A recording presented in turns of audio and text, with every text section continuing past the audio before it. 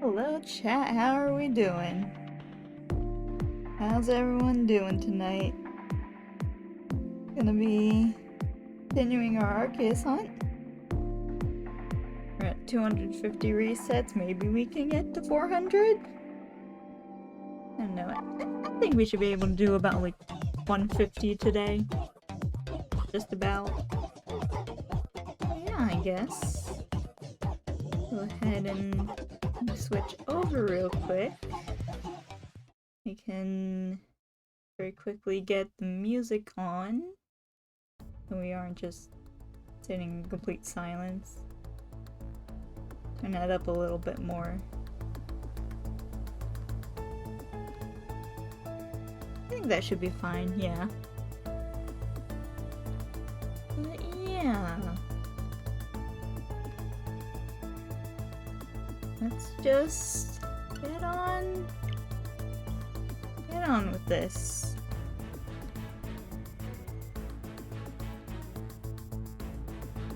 For anyone who plays Splatoon, Splatfest is going to be starting about like 2 hours from now, give or take. I think it's 2 hours like worldwide. I'm not too sure about that, but at least it's 2 hours for me. Yeah. So my plan actually is tomorrow I'm gonna stream the Splatfest. I'm also going to be doing a lot of the Splatfest like on my own off stream. Might record a little bit of that. Just on the off chance I do get like 10 times, 100 times, maybe 333. I don't know. But yeah, go ahead and start adding there. Yeah, I'll definitely like record some of the games off stream.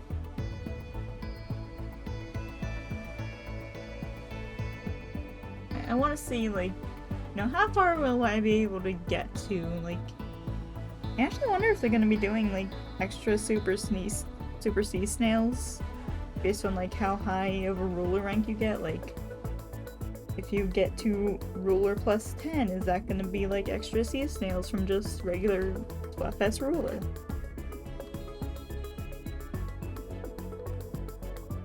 Yeah, that's definitely want to know what they're gonna do with the sea snail account. Especially now that we have like 3 teams. Normally I think the winning team got more sea snails. Not by a lot, but just like a little bit of a bonus. I think that's how they did it. It's been a while since I've played a Splatfest. Gosh, the last one I played was actually Chaos vs. Order. So yeah. Yeah, like what are they gonna do with the sea snails? Is it just gonna be like first place, second place, third place, or is it gonna be like first place and then losing teams? I gotta put them all in one batch.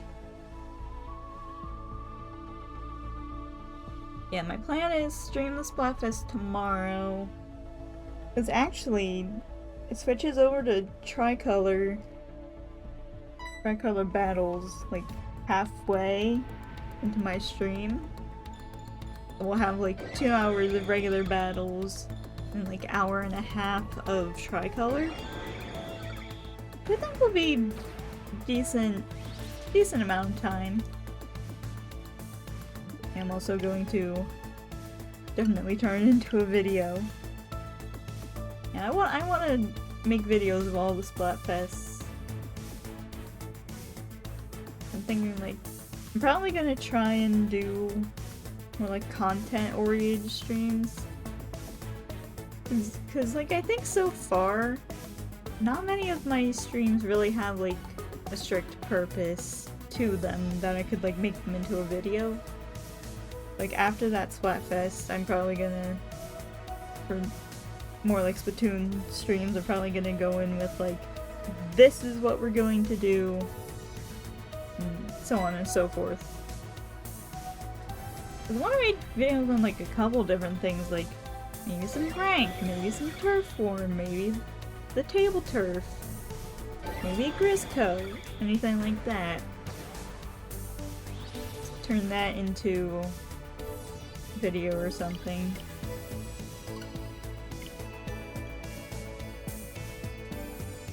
Yeah, I'm really loving Splatoon 3 so far.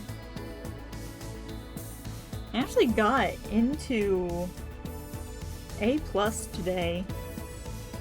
Maybe it was yesterday. One of the two. But I got into A+. So I need to actually... I still need to get to the, like, rank up battle line. Like, where that cuts off.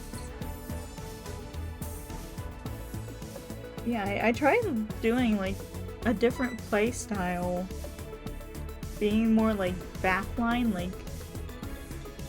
So far, it's only really worked in tower control, but that might just be because, you know, my teams are absolutely cracked. My teammates are cracked. Yeah, like, I've been... Like, at the start of the match, I'll go ahead, paint up spawn, get my special ready, and then, like, immediately fire it out. And then I'll continue going around spawn and get another special, fire it out. And then, like, if there's no more turf left in spawn, I'll go ahead and maybe start going more towards the front lines, but still sort of hang back a bit. Because I feel like the ink brush kit is more about, like, putting pressure on others. Whereas I feel like I've been playing it a bit too aggressively because of, like, Splatoon 2. See, the Splatoon 2 kit has a bit more, like, offensive, sort of, more offensive kit. Because, you know, like, the brush is very, like, close quarters, and then you also have Splashdown, which is close quarters. And then, of course, you have, like, Splat Bomb, which is meant to be, like, your sort of ranged option, I guess. And I don't know what the Nouveau had. I know it had Baller, but I don't remember what the sub was. Was it Ink Mines? Or am I remembering that wrong? I don't remember, but yeah, the ink brush kits in Splatoon 2 were a lot more, like, offensive structured, and now in Splatoon 3 it feels like it's more, like, defensive, where, you know, like, the main weapon is supposed to be charging for the special, and, like, the sub and the special are, like, sort of longer range, sort of putting pressure on people. So it forces them to, like, move around more. The ink brush kit feels like it's more about, like, maneuverability, not only of you, but of, like, displacing enemies. Like, I feel like I've been playing that more as, like, a Splatoon 2 way, whereas I should have been playing it more defensively, and so I feel like switching over to that sort of, like, helped me in a way. Yeah, so far it's really only worked on tower control. Rainmaker, not so much. And I don't know if that's just me, I don't know if that's I haven't gotten a good team, I don't know if that's the other team has just been really good, but yeah, we've gotten wrecked in Rainmaker matches. Like, I got a 0-3 Rainmaker series. That wasn't very fun. Yeah, I think I tried it out first in Clan Blitz, and that's actually where I found out that, like, I might want to have switched my playstyle. Because I think I played, like, a total of, like, 3 Clan Blitz games. It was all in, like, the open. The Anarchy series or the Anarchy Battle Open. And we were up against, like, an entirely Japanese team, and usually Japanese players are really, really good. So I was just like, oh, well, there's not really a point to this. There's not really any point in trying, they're just going to completely sweep the floor with us. So I was just sort of hanging back, painting spawn, maybe get a killer whale or 2 off, and then I actually felt like that was working. Somehow. Maybe that team just wasn't very good, I don't know, but I just felt like that was what I had to be doing. Like, maybe I shouldn't be on the front lines getting myself splatted, being more of like a liability. Maybe I should start, you know, hanging back, getting those specials off. And that's also another thing. Like, I've been trying. I had a kit planned, I feel like, more around my Splatoon 2 playstyle, but now that I have this new playstyle, I know, like, okay, I need a lot more special charge up, because, like, the specials are going to be the most important thing. And I'm gonna need a lot more special saver in case I end up getting splatted. I need to have a quick respawn so that, you know, I can get in there faster. All these things sort of centered around that playstyle now.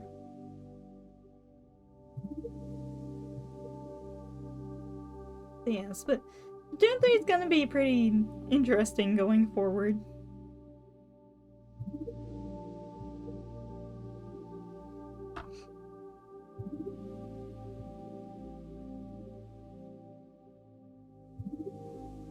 I mean, I don't know.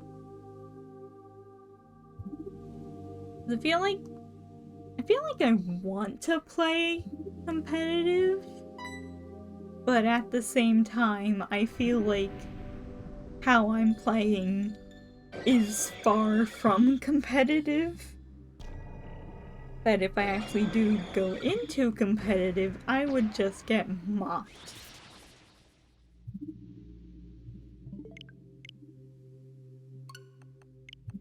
Because the thing with me is, I normally just stick to like one weapon for everything, you know, and just sort of change my playstyle based off of, you know, what I'm playing. You know, like for Turf Wars, it's not that bad because it's just Turf Wars, you know. Painting is really your main thing. You're gonna want to paint. Everyone's gonna want to be painting. Don't have a single, like, clear, this is the objective, this is where you need to go. So Turf Wars is just kind of like your layback, oh, just paint everything.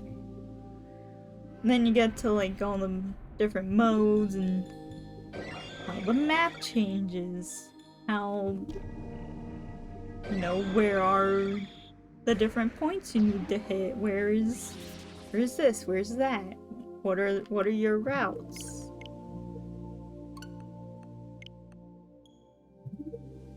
I definitely feel like I'm better at like splat zones and tower control than I am with Rainmaker and Clam Blitz. Clam Blitz I feel like is a bit easier now in Splatoon 3. Or at least isn't as terrible.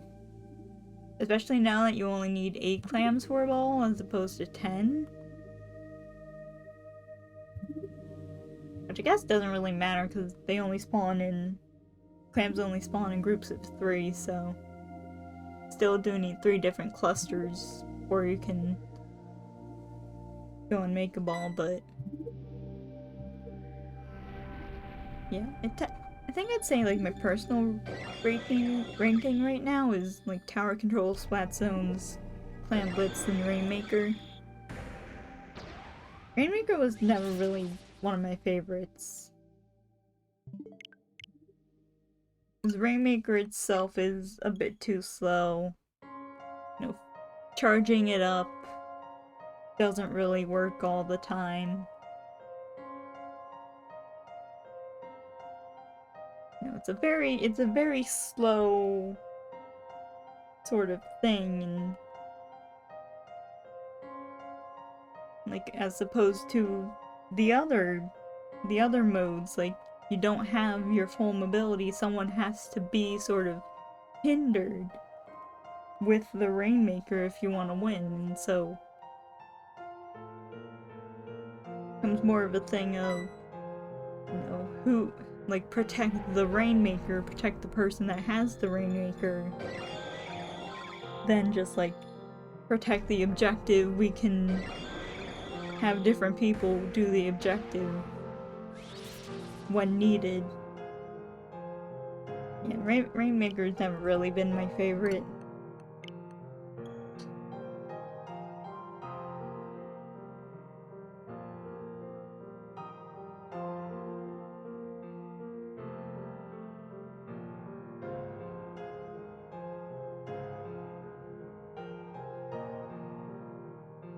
Take a little bit of a break. I feel like I was talking a bit too much.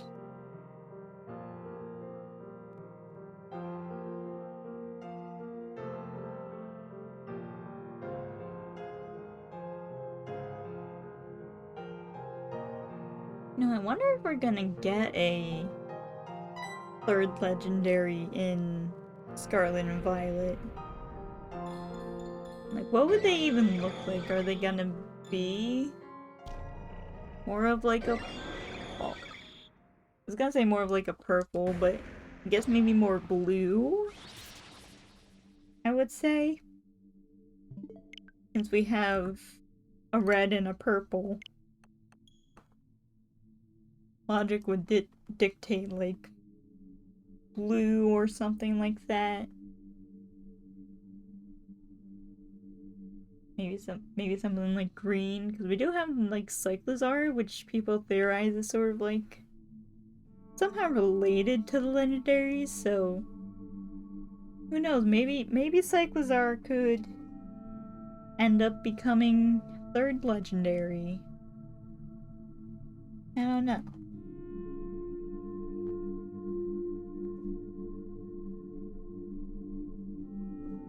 I mean, it always feels like you have to have some sort of third big legendary. And then maybe a smaller legendary trio. Did Sword and Shield have a legendary trio besides Zacian, Zamazenta, and Eternatus? I honestly can't remember. I mean, I know we had Kubfu, I know we had Calyrex and the horses.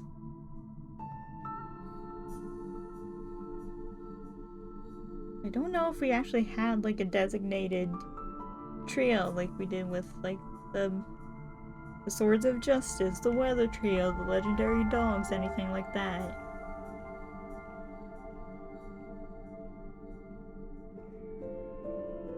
I don't think we did.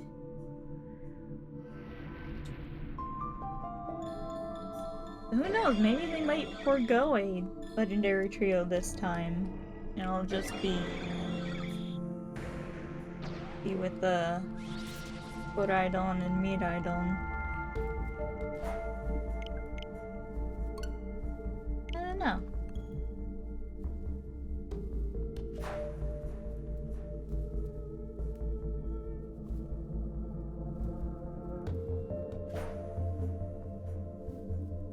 I wonder, did they keep their names like Koraidon and Miraidon? Feels like the second part of the name sounds like Ride On.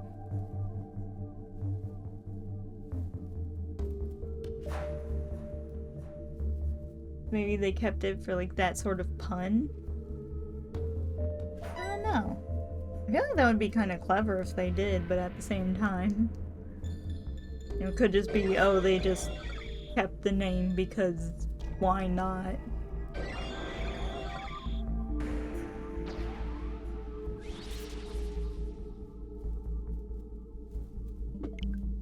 I mean, I guess it is kind of hard to try and adapt like past dragon and future dragon into something completely different.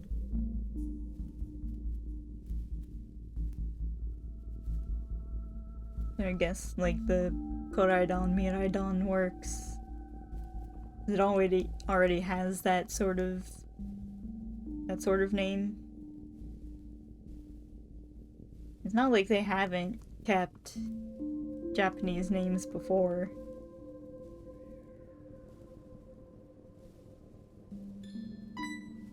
they already have Pikachu. I think maybe Oricorio might have been one. I don't know, they've definitely kept a couple of the Japanese names the same.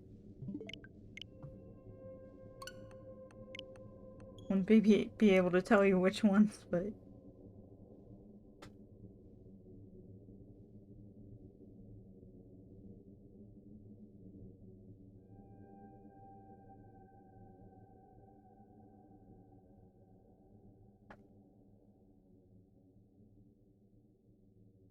yeah. Bedroom, hello! How are you doing? You have a lot of felt? Are you making something?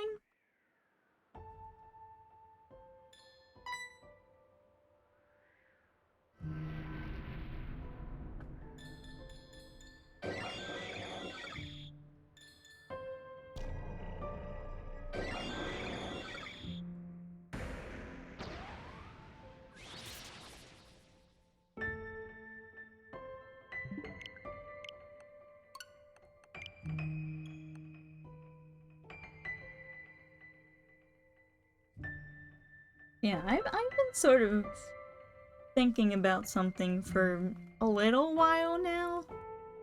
Not too long, but definitely a while.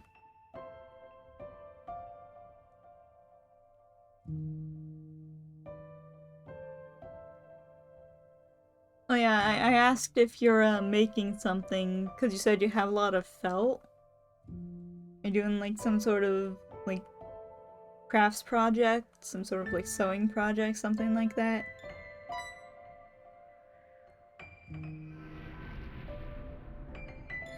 Nice, what are you making?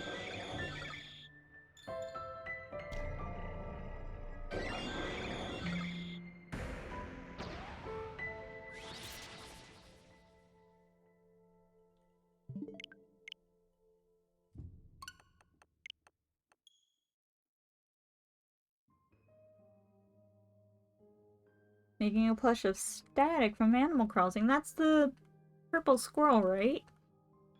The sort of like thunderbolt pattern? That's pretty cool. And I haven't made plushes in a while.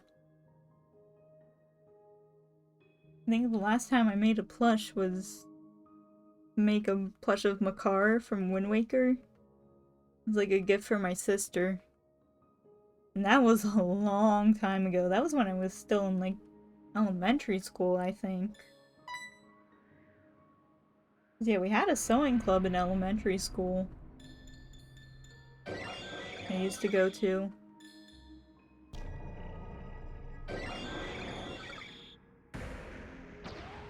Am I any good? I wouldn't know right now, because, you know, kind of out of practice, but I'd say it was at least decent. You know, I could, like, get the stitches all together.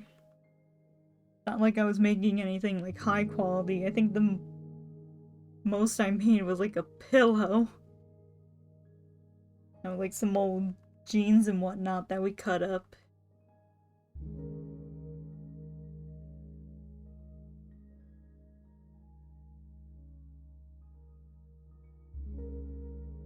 Pattern be easy. Nice.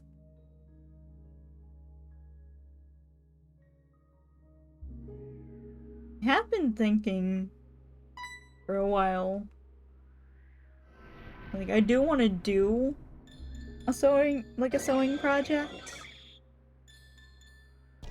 I don't know if you know of like a Hat in Time and it's like cut content.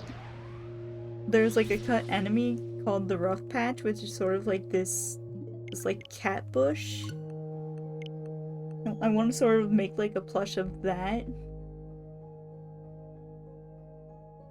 And at the same time, like, you know, how exactly would I go about doing that?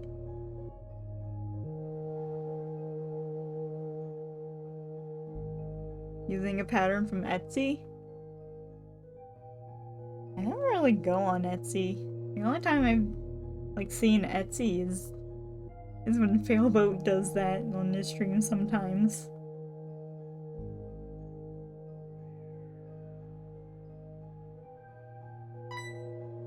and stream myself doing it. For that, I would need a camera. And I don't have that. And also with my setup, that would not work. Because my desk is already taken up.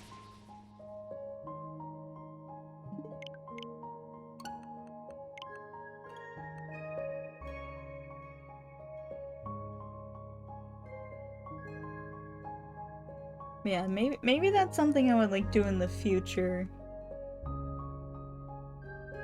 Like a long ways down the line.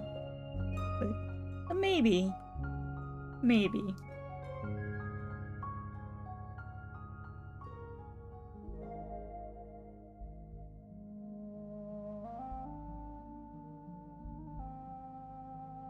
Oh, you're kinda kidding?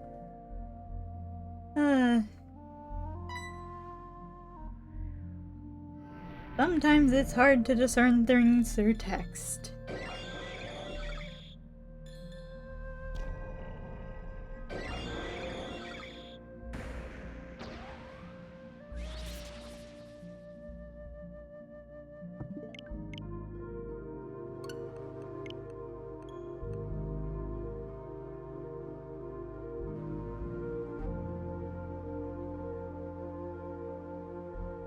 No prob?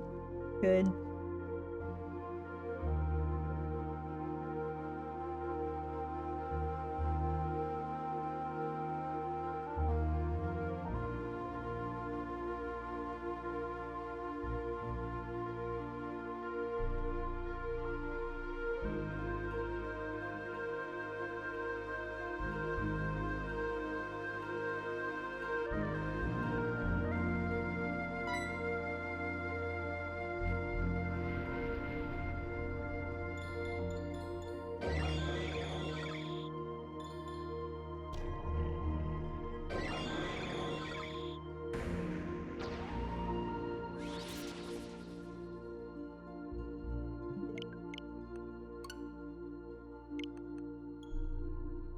Yeah, sort of going onto the topic of like Pokemon.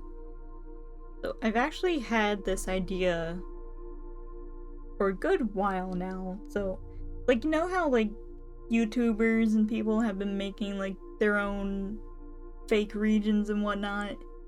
Fake like game stories, like Subjectively, True Green 7, like Loxin and Noggin has been doing their own too.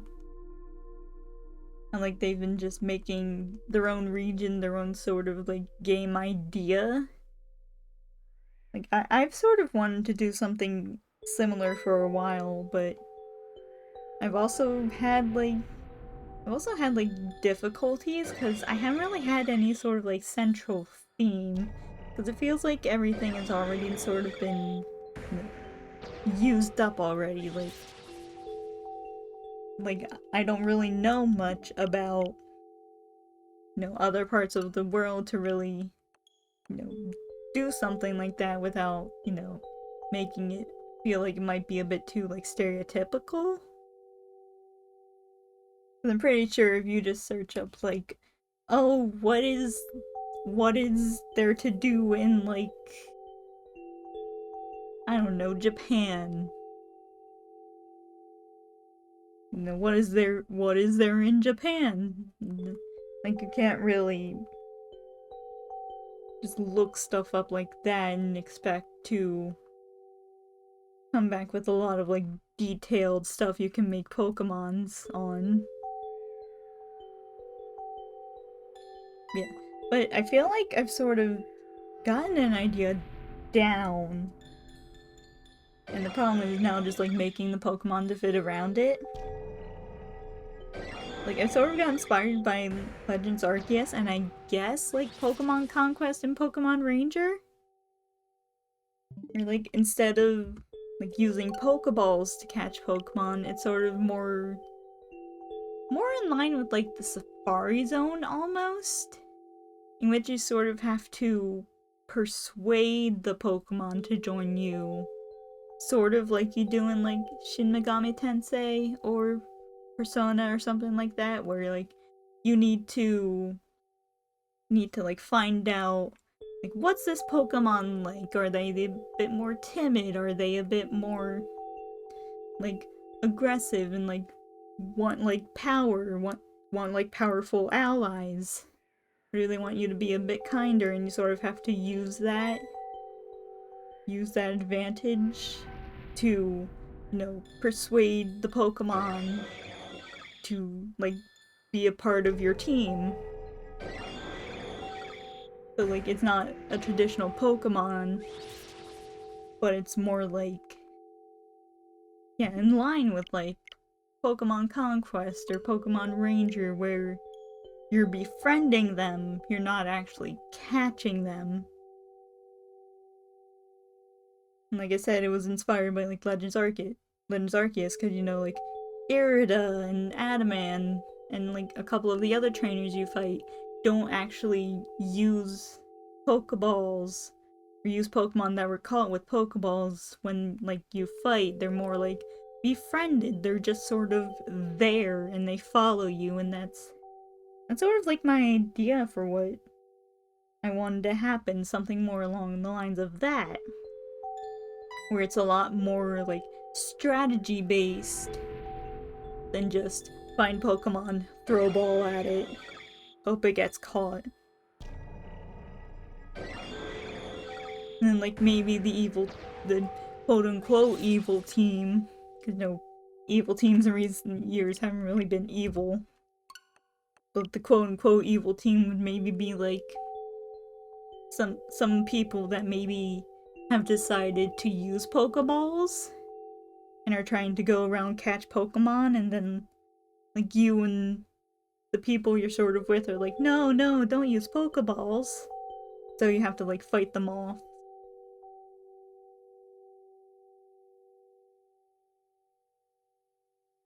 Sort of like, we don't want your technology, we want to do things our way. And they're like, but technology good. Technology make things easier. Yeah, I have to, like, iron out all the details. And, like, make some Pokemon for that, because I feel like with that sort of concept, you can just do, like, anything. In terms of, like, Pokemon, you don't have to stick to, like, one specific theme. Like, I was thinking maybe the Pokemon roster is more like animals and beasts, and less like man-made things.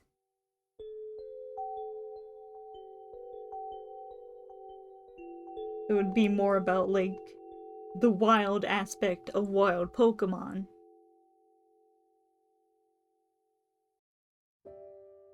Yeah, that was an idea I had.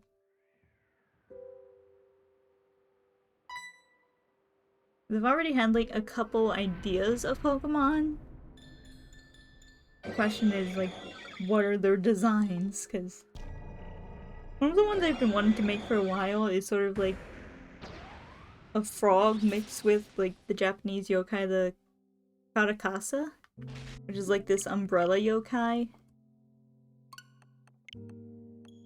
It has, like, this, like, one eye, a long tongue, and then, like, hops around on one foot. I wanted to sort of make, like, a frog fused with that, because I think I thought of the name, like, Kerokasa, which of course is Kero from Kero Kero, which is the sound a frog makes, or the Japanese onomatopoeia for the sound a frog makes, and then of course Karakasa. So I feel like that's just really, really cool concept that I don't think has been done before, like an umbrella Pokemon.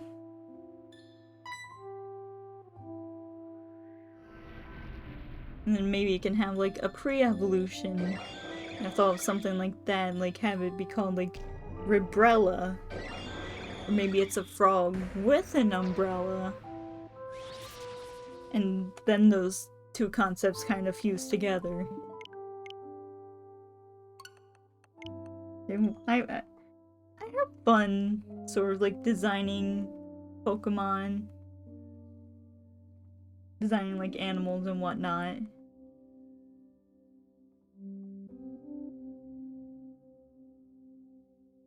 Definitely wanted to do more designs. The problem is, how do I translate idea in my head onto the paper?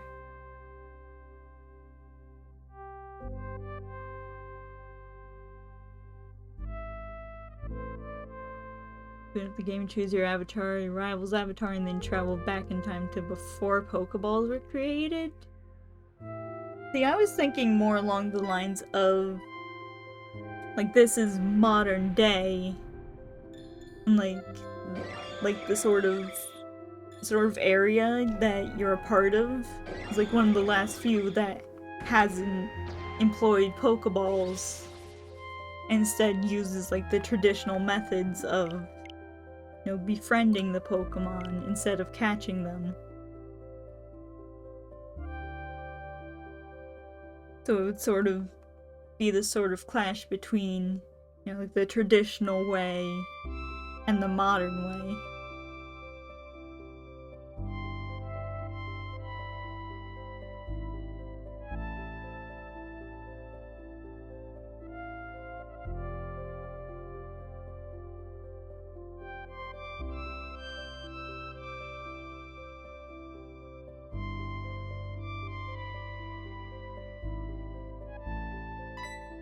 Yeah, I definitely have ideas for the Frog Umbrella.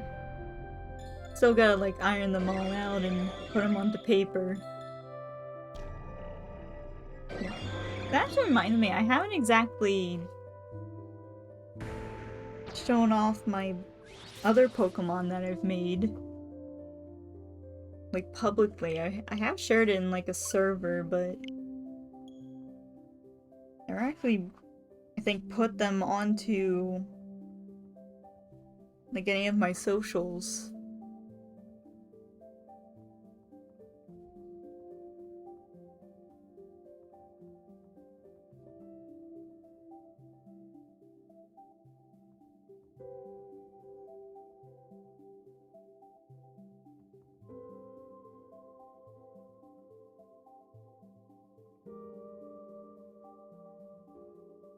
Pink or purple?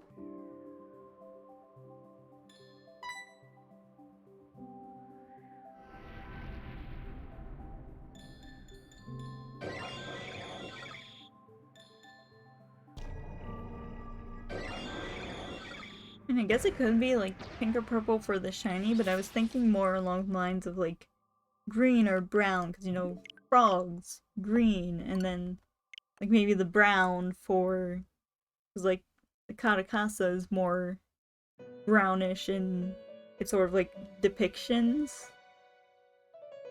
It's meant to be like sort of like those like paper umbrellas, the paper parasols from like sort of older Japanese eras.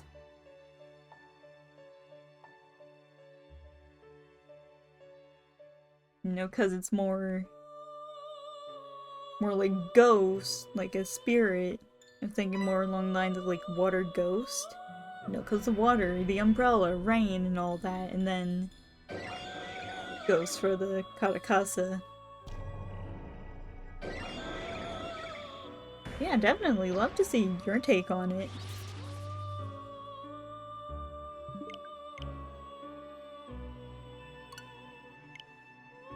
Definitely gotta get mine down sometime.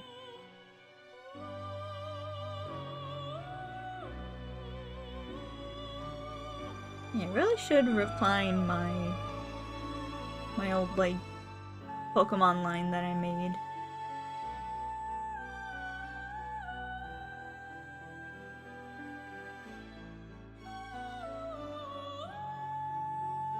The ones that I have are really just like sketches.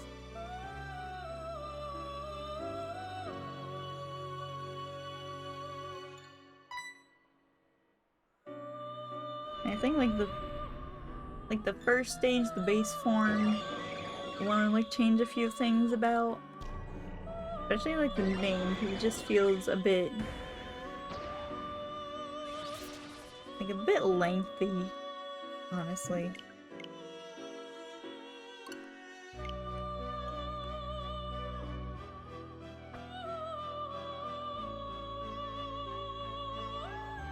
Yeah, maybe for a future drawing stream I could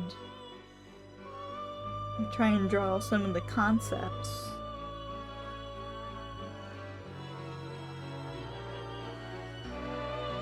Draw out some Pokemon concepts.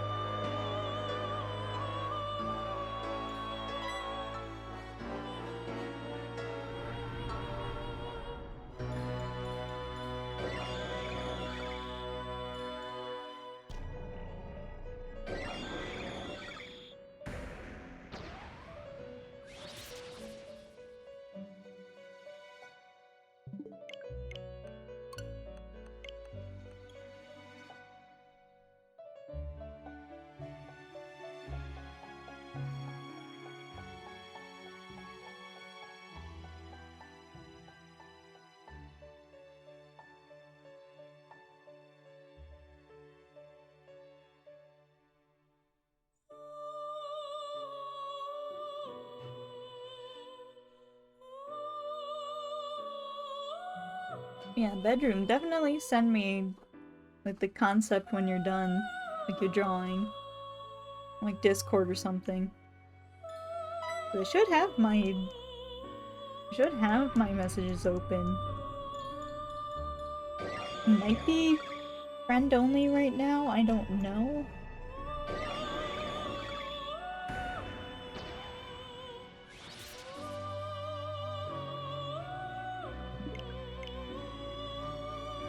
If you like can't do it on Discord, then maybe try Twitter if you have that. And let me look real quick.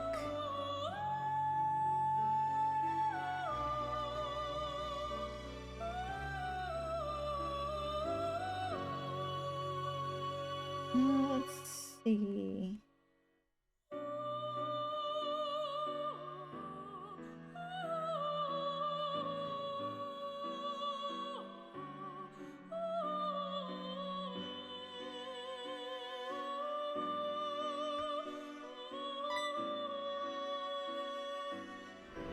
Where in the world do I even go for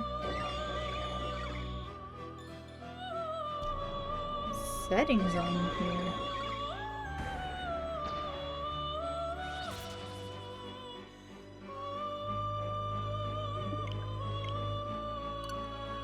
These mobile versions is really confusing. I could not find anything on like settings or anything.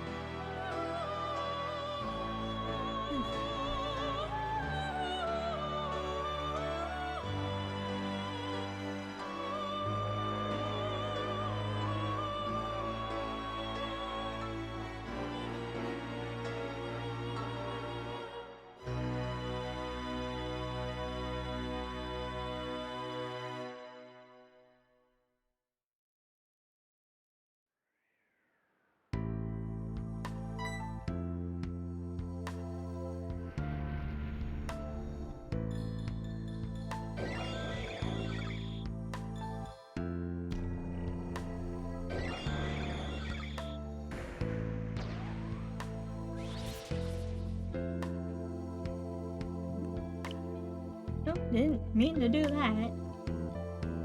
Wanted to put it out.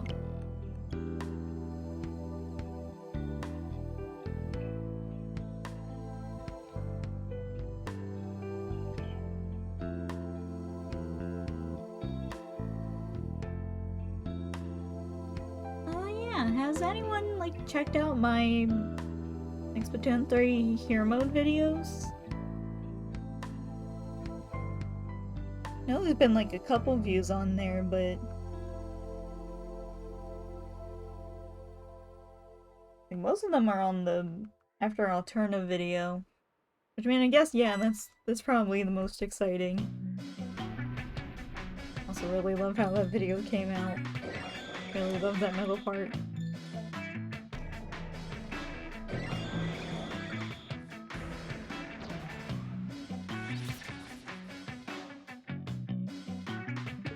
Yeah, also, like, speaking of videos and making videos and everything, I have wanted to like make sort of like Splatoon 3 guides. More of like just casual guides, like this is how this works. And maybe giving like a couple tips. Like right now, I think I'm planning on doing like Grisco and Salmon Run. Doing something more along the lines of that.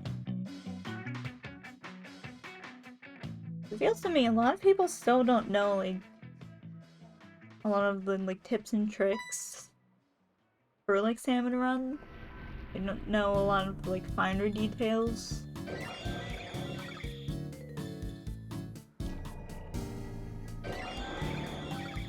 So I wanted to sort of do like something with that. Sort of detailing some of the boss salmonids, some of the events that might trigger.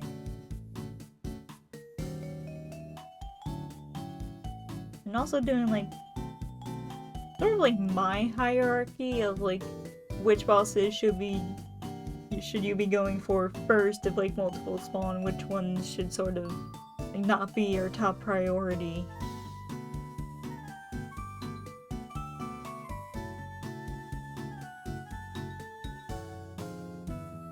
Or something like that.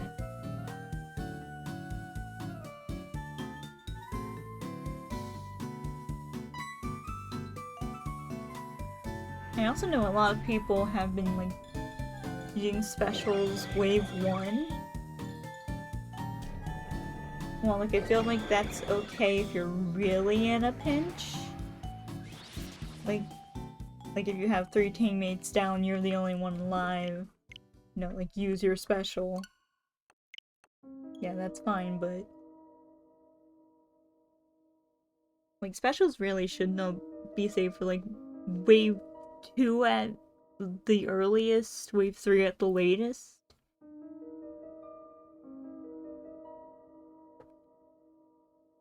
Definitely, like if it helps you get past wave 2, then at least if you lose wave 3, you don't get any points deducted. And then of course wave 3, you definitely want to use your specials if you're, you know, not doing very good.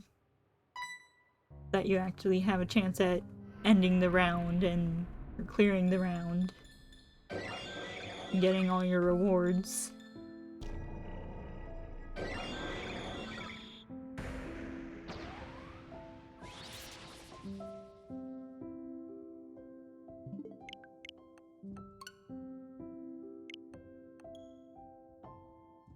Also, I've noticed like the Kohazuna has definitely been a lot harder.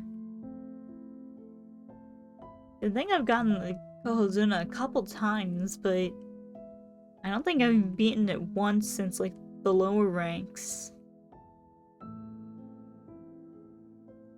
I think it's just a combination of, I think it has a bit more health. And like all the bosses and the salmonids that spawn. A lot to take in. Maybe people are trying to go more for the Kohozuna than the bosses. No, I guess understandable. No, brain tells you big enemy, target big enemy. But at the same time, like, golden eggs do a lot more damage. Those should definitely be prioritized. It could also just be weapon rotations have not been very kind.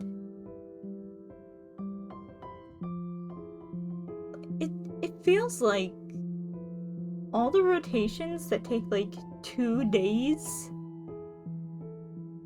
more or less, have some of the worst rotations.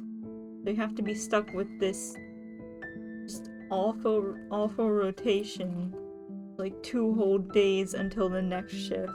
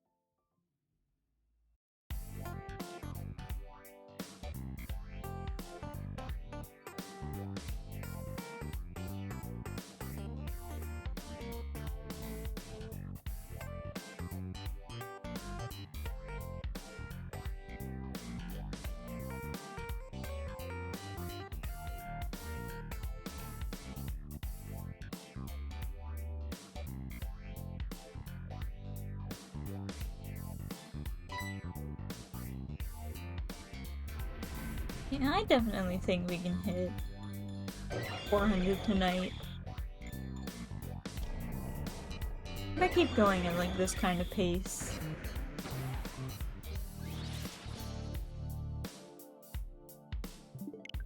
But we're already about like an hour down. And I guess we'll see once we hit like 350.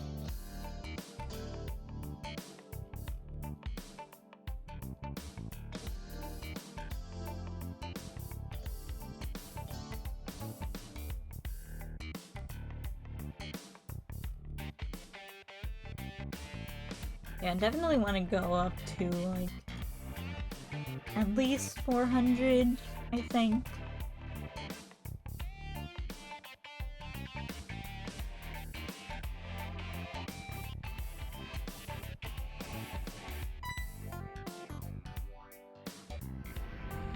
Then at that point, you know, we can end off each stream like doing 100 resets at a time. That way we can end on like an even like 100 number.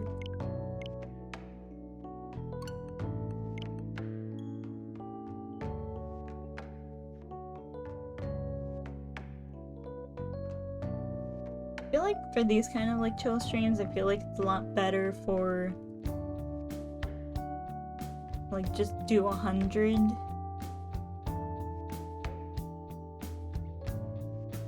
Well, it means less stream time, it means like, because I usually don't have that much to talk about.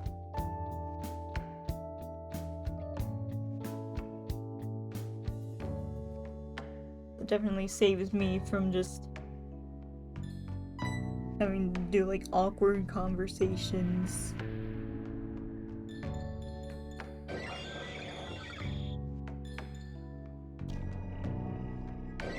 Or having to say like the first thing that pops into my head.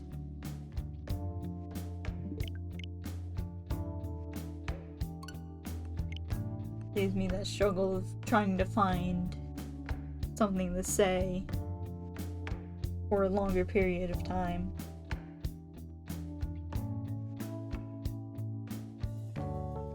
Definitely, like, while I'm playing a game that sort of, like, takes my attention onto the game, you know, then I can talk about the game, what is in the game, what I'm doing in the game, but as opposed to something like this, where it's just, you know, hit button, walk forward, hit button more times. There's not really much to do. So it leaves more room for, you know, other topics of conversation that I do not have.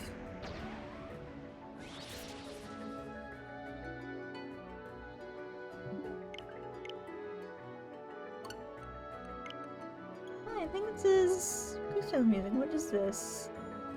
It's Rainbow Lake. Oh, it's one of the world themes.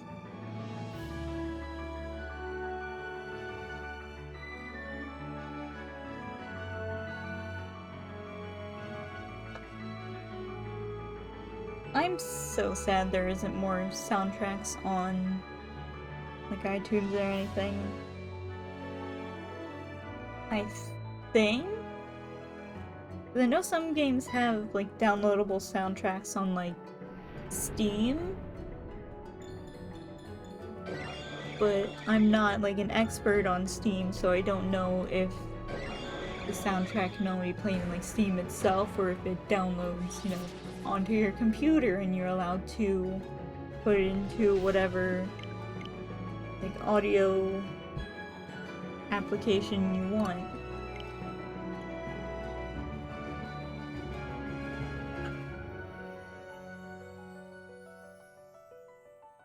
I would love to put like the Here Comes Nico soundtrack on in my playlist as well.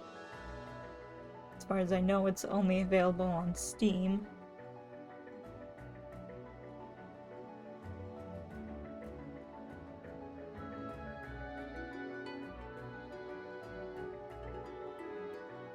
Also, speaking of soundtracks, when is Young Horses going to release the Bugsnax DLC soundtrack? I mean, we already have the original game soundtrack. When is the rest of it coming out? Are they even going to release it? No?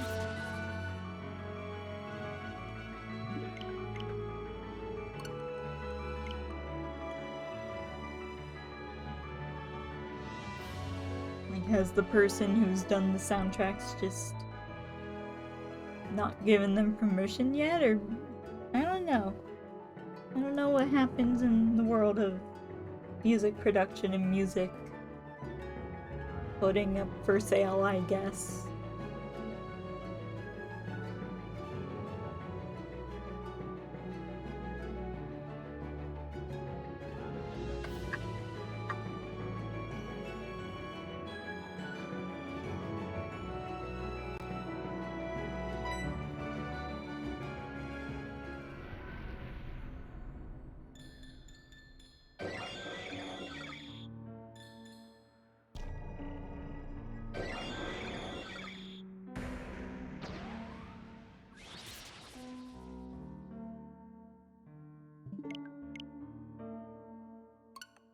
Yeah, I definitely wish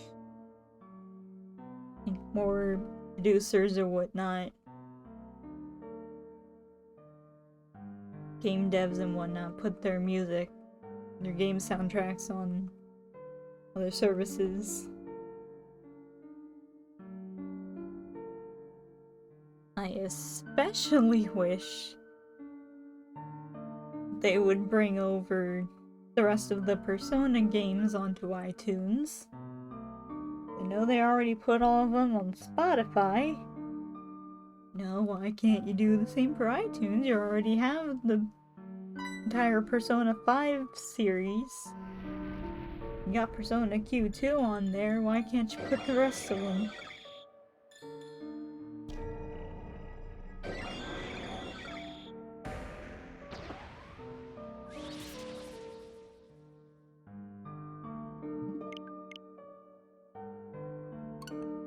Gosh, some of Persona 4 Golden's music, it's really, really good.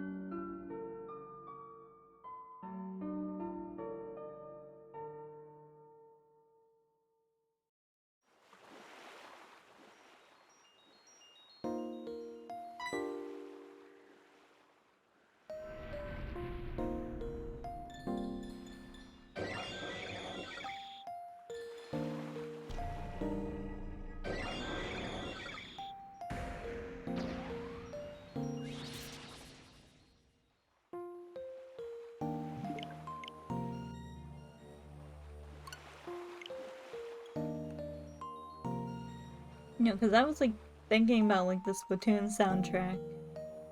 I think we know, like, we're definitely getting the soundtrack for 3 as a CD at some point. We're definitely getting Splatoon 3.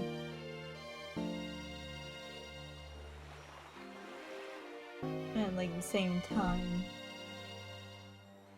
Yeah, I wonder, like, you know, when are they gonna actually like reveal the DLC?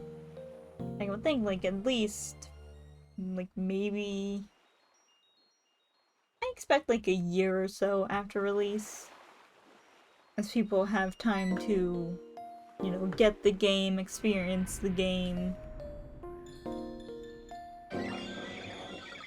People have time to sort of experience that story, so I wonder, like, you know, they'd probably announce it. They show off a little bit. I want to say it's like sometime next year, definitely. Like maybe in the summer, maybe during spring. How long was the release of Splatoon 2 to the release of Octo expansion? Hold on.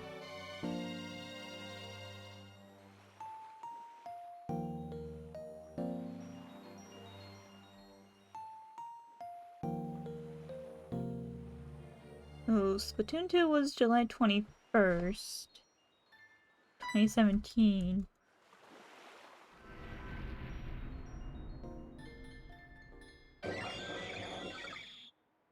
Okay, and the Octo expansion was just like a month shy of a year later. Yeah, I definitely think next year, sometime next year in like the summer, probably we're gonna be shown or given info at least about the DLC. And I think we already know it involves like Pearl Marina. You know, like why else would they put Pearl Marina as like, or at least their silhouettes as the art for the DLC promo?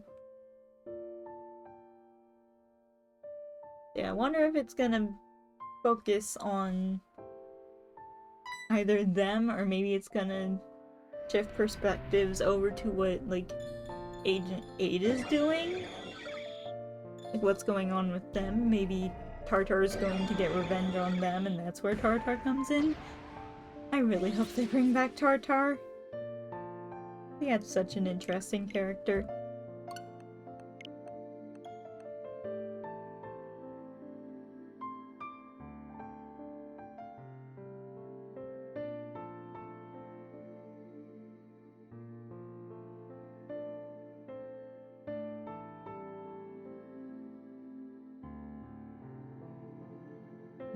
Maybe it'll shift perspectives over to what, like, Agent 8 is doing, and Pearl Marina are gonna be a part of that somehow. Maybe returning as MC Princess and DJ Hyperfresh? I don't know.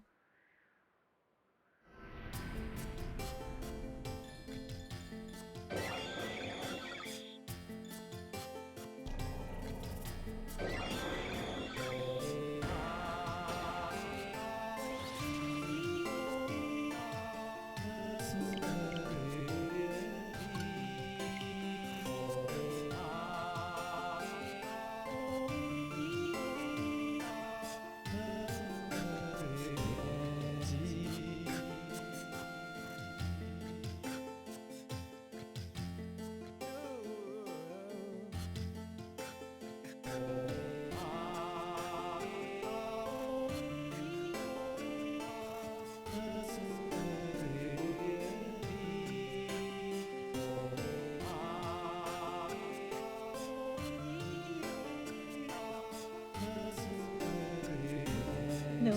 Fun fact, I actually forgot to upload Tuesday's VOD until today. Because, you know, usually I upload the VODs like, I guess like morning after, sort of afternoon after. But on Wednesdays I have to go into classes. So of course I can't upload while I'm, you know, at school.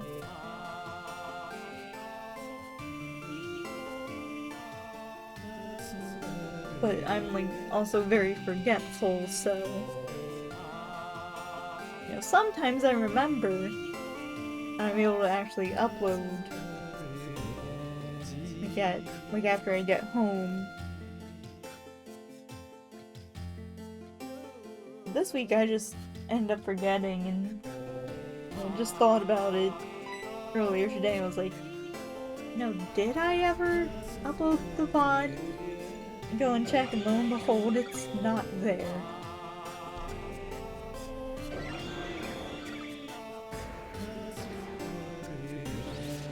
So I just sort of went ahead and uploaded it.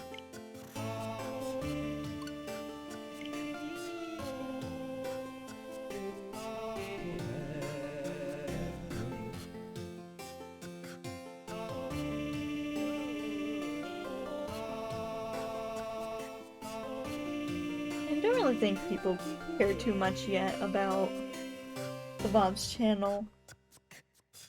You know, most of the people who do care would probably come here first and foremost, I would hope.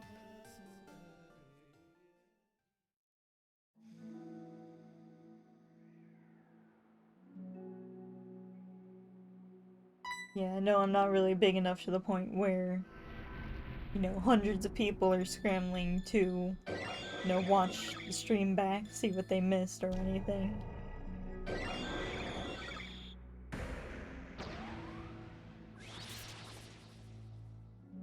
Probably not too many people cared about, you know, just like one VOD being a bit late.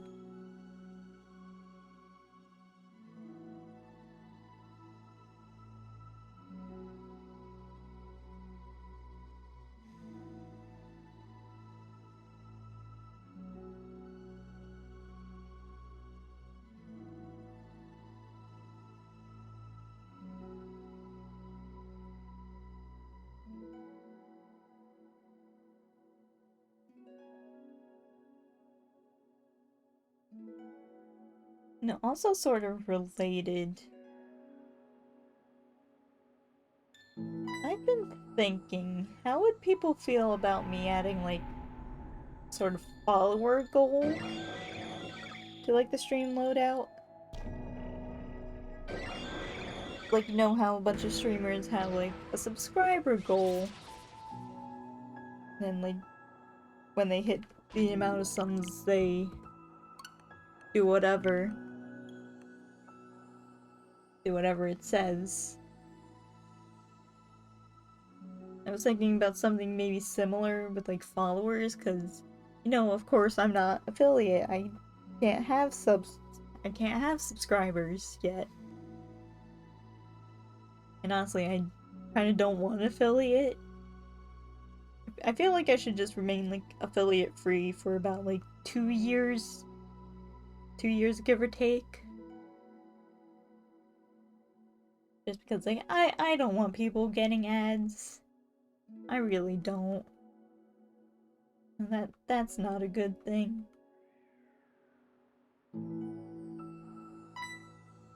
Yeah, like, maybe first follower goal could be, like, make a Discord server, because I know I've had, like, a couple of people ask about something like that. Come in and ask, like, hey, do you have a server? And I'm just like, I mean, I do, but it's not public or anything. Like, I have a server started and everything. The only thing is, like, there'd probably not be a lot of people there to join it. And also, I don't really have, like, a mod team or anything. I don't really know people who I could, like, ask to be mods. They, like, regularly come by. Like, even the one mod I have doesn't show up that often. Only every once in a while.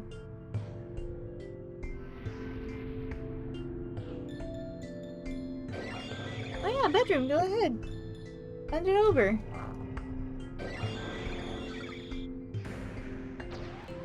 Yeah, I think, like, maybe if I do follower goals, Like, that could be the first one, is just, like, make a server.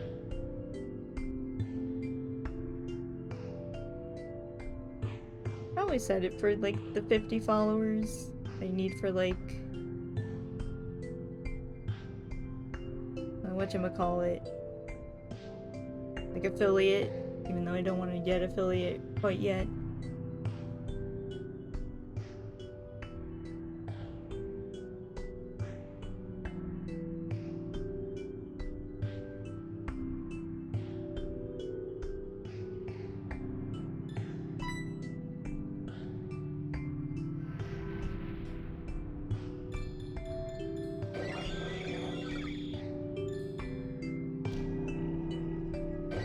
Definitely think that might be a good way of, like, maybe promoting myself, I guess, in a way.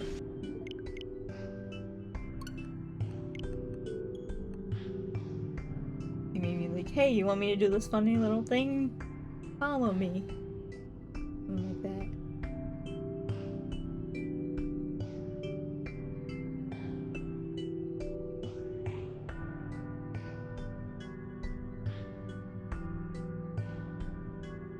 Oh, that actually looks pretty cool.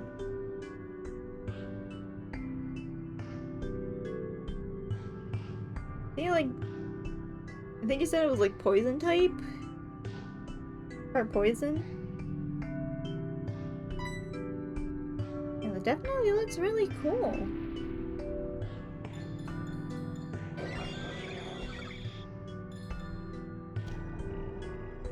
I like it.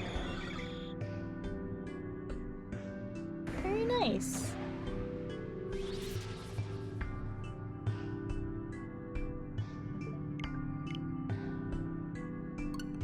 The tongue is a ghost? I guess fairy ghost? Ah. I see. It looks very good. Very nice.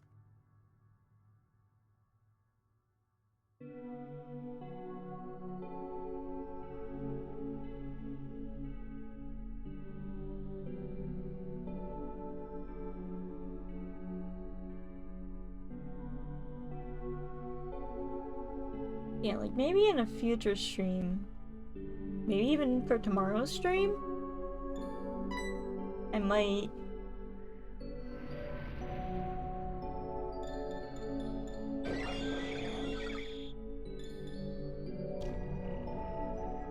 go ahead and add like a follower goal to the layout, just like under the stream. I guess like maybe where the resets are normally, and then just switch that around come like the hunting streams.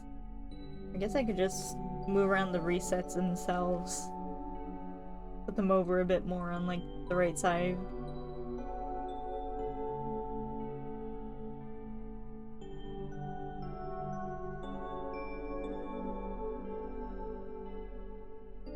You, the one eye.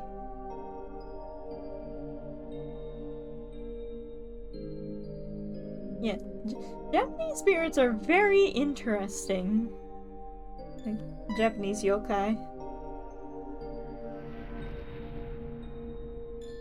You know, like, we have our, like, ghosts and demons and whatnot, and they're just like, oh, it's a guy with wings, a guy with horns, a guy with other animal features.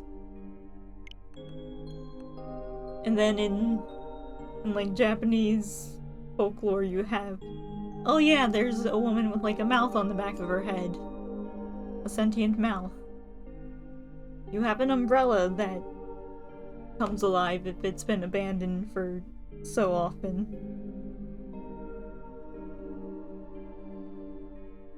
Japanese mythology is wild.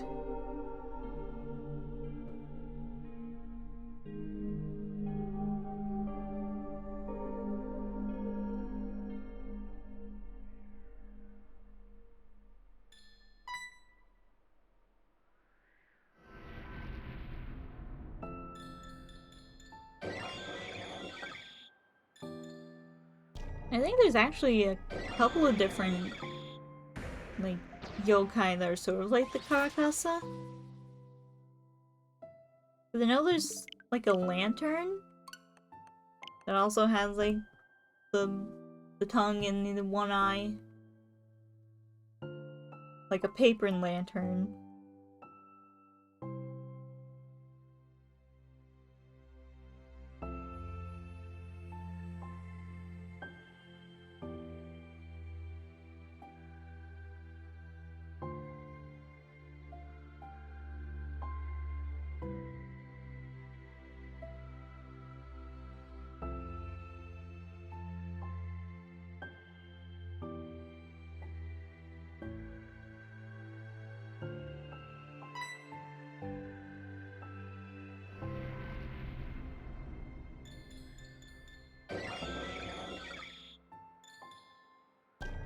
Yeah, there's a lot of different yokai.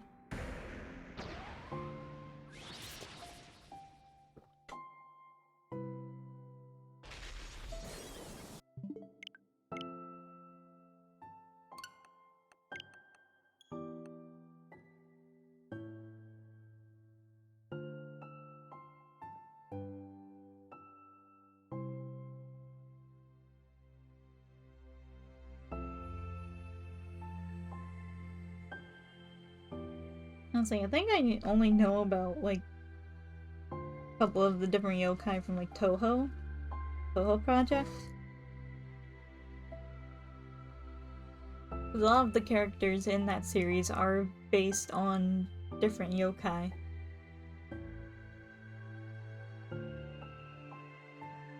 But they're sort of more like yokai jingas? Where they're, like, made to be more human.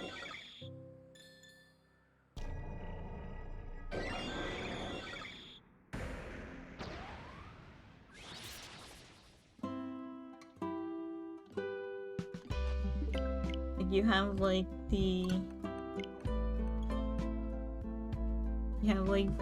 yokai that's based on, like, a lion dog. Like, the lion dog statues. What are they actually called? It's like something Inu. Hold on.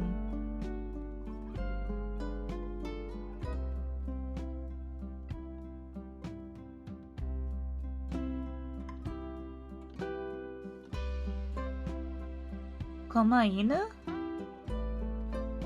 think that's... Yeah, it looks like that's what it is.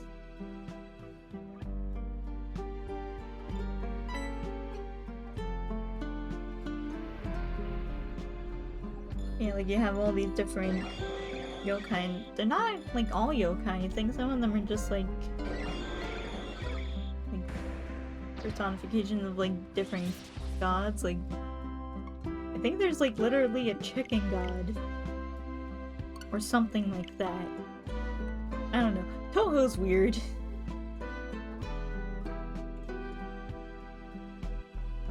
Yeah, like a bunch of different characters. How many are they up to now? I think like 18?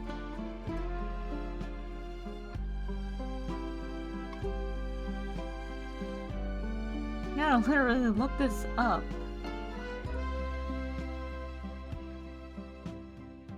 I think they're up to like 18 or 19 right now.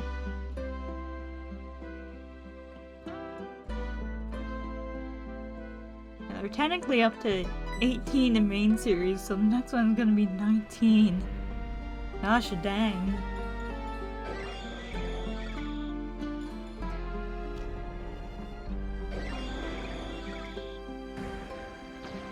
Yeah, there's a lot of different characters in Toho. Yeah, like 6, 7 characters each time. Maybe more. They usually have like 6 area bosses, an extra boss, and then maybe a mid-boss. But usually the mid-bosses are just the stage boss, but a bit weaker. Or, like, made themselves known yet. on occasion you do get, like, a different character altogether as the mid-boss, but it's not really a common thing anymore. I think that was really mostly done like the earlier games.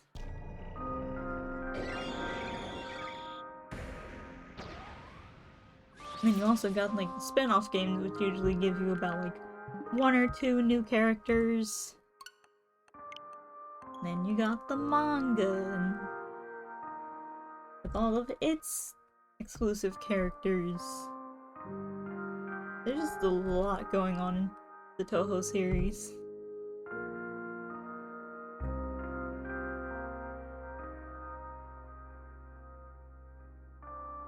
It's one of those things that, like, I'd love to play, but I don't know how I'd be able to on my Mac. Because I think most of them are built strictly for Windows. And even then you need, like, some sort of, like, unofficial patch to even play in English. So it's not like I'd be able to understand it in the first place.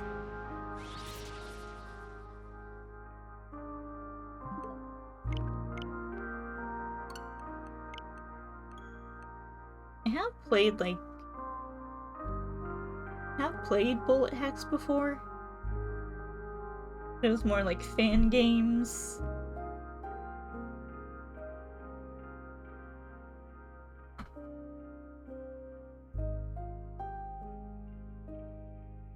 No, there was one by the person that made Epic Battle Fantasy. I used to play that all the time.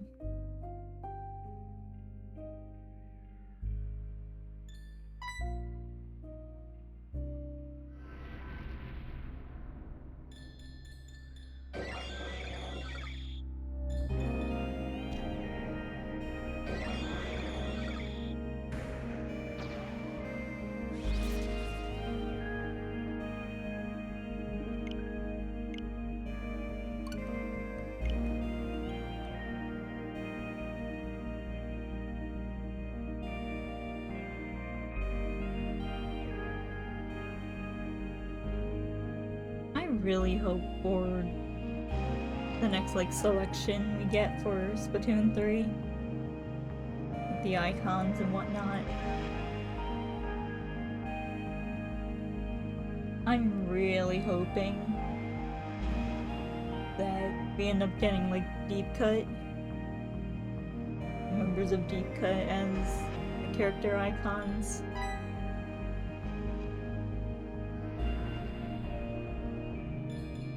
I think for the most part it's been mostly like the player character renders. I think we've had like a couple of others, like no, we have De La Fleur in the current rotation.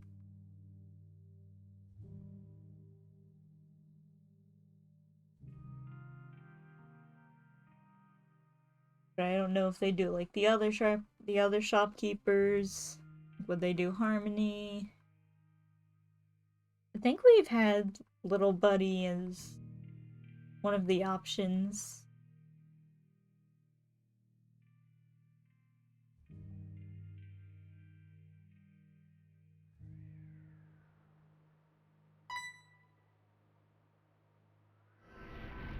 Yeah, two of the options are definitely always taken up by just the 2D, differently colored squid and octopus. Just like the little icon for them.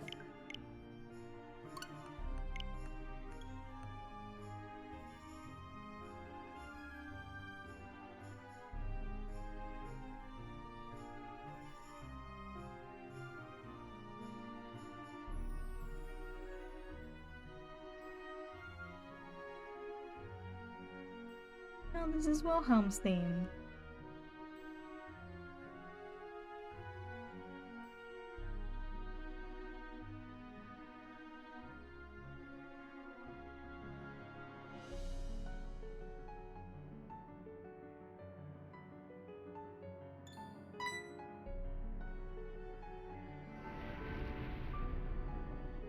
still like so sad that, you know, when they kill off Wilhelm, he just takes all your stuff that you gave him. And you don't even get it back.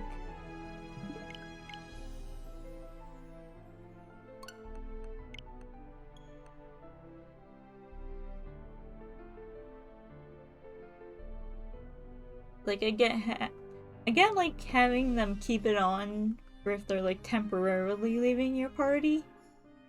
You don't want them to like leave because of story and have to re-equip everything else onto them again. At the same time, like if a character is going to be gone from your party for good, you should at least let them put the stuff back in the inventory.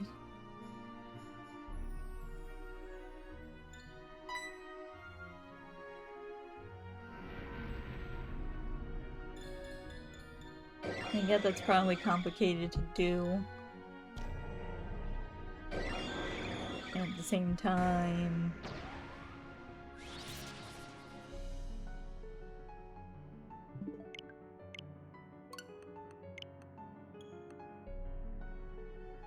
you could probably just duplicate the inventory, put it in the... duplicate the, like, item loadout. Put it in the inventory. I don't know. I'm not a game dev. I couldn't tell you how to do that.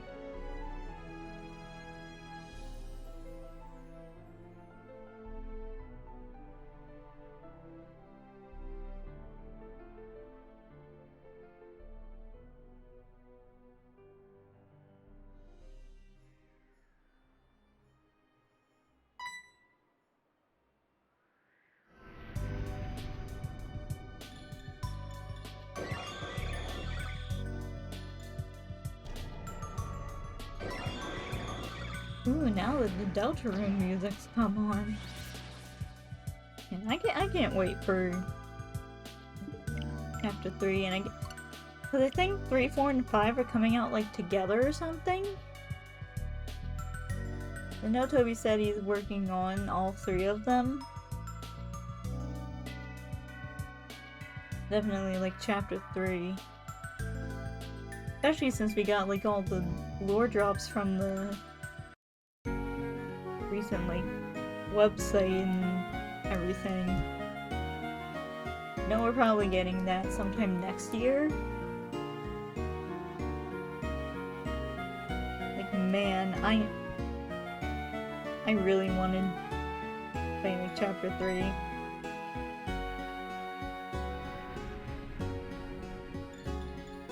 I do want to do a bit more like voice acting. I've been sort of like crafting the characters' voices in my head.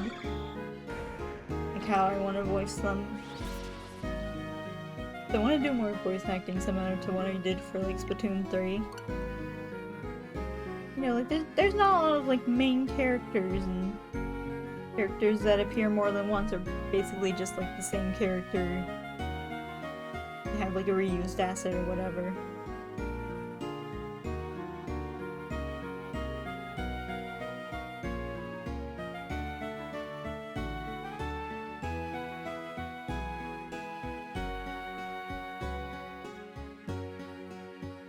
Like for some of the more generic characters, I can just give them generic voice, just do a normal voice.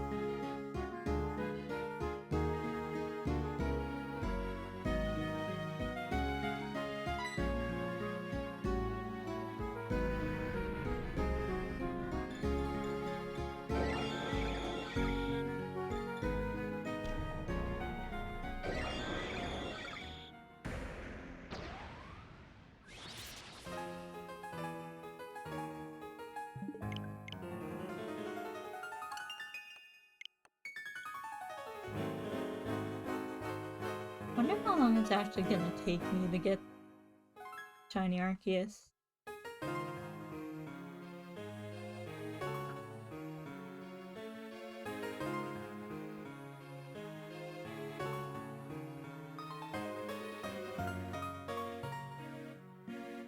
Honestly, I kind of expect to go into like the thousands with this hunt.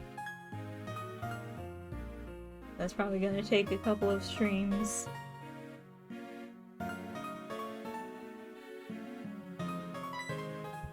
thing is, as much as I would love to, like, play this off stream, like, I don't want to play it off stream, get it off stream, and have to, like, make a recording out of it. At that point, it just feels like, you know, it's a bit cheaty, and the people who, like, come here to see it live, like, it doesn't have that same impact, and it feels like it's taking away from that moment of seeing it live.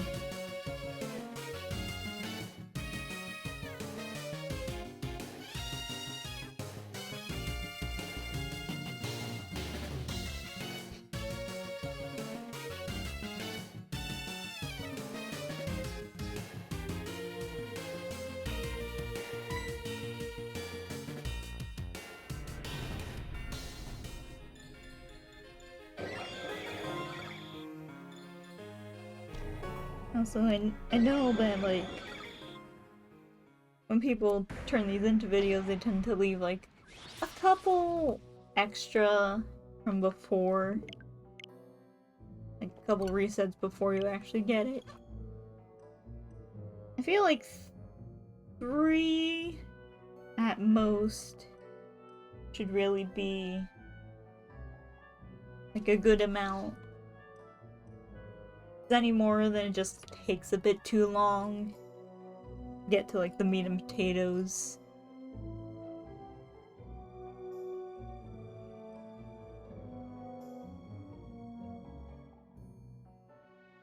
And at that point, it just feels like padding for the sake of making the video longer. I mean, like, people are really there for the reaction, seeing the shiny, seeing your reaction to the shiny. And just filling it up with, like, a bunch of other attempts really just feels like you're trying to just add more content for the sake of adding more content.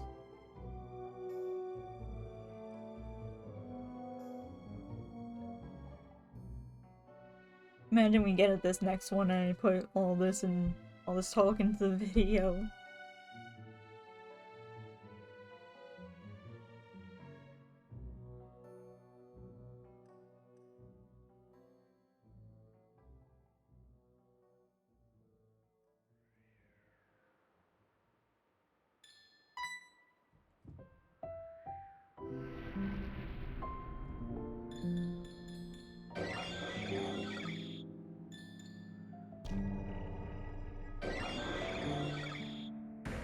And yellow llama.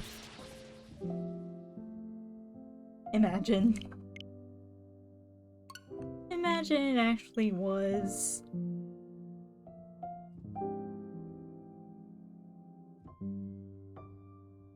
That would be so funny.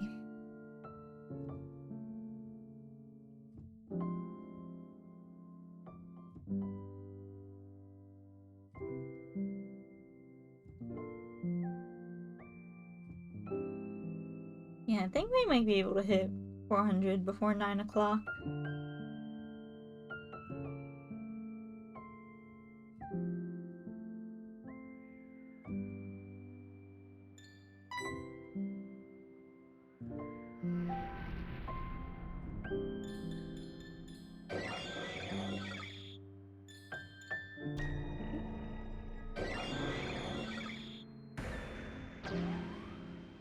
Maybe even at 8:30 I may be able to get things done.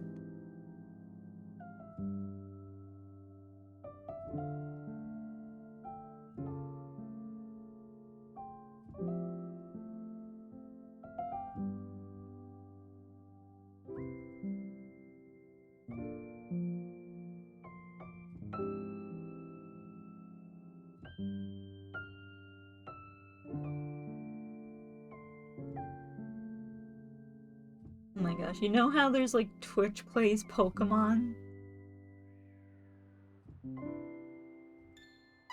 like chat plays Pokemon. Like tie all the inputs to like chat messages. What if they had like Twitch does shiny hunting? Where you need to coordinate with chat. Try and shiny hunt. That would be awful. Like imagine the one troll home XA on the shiny.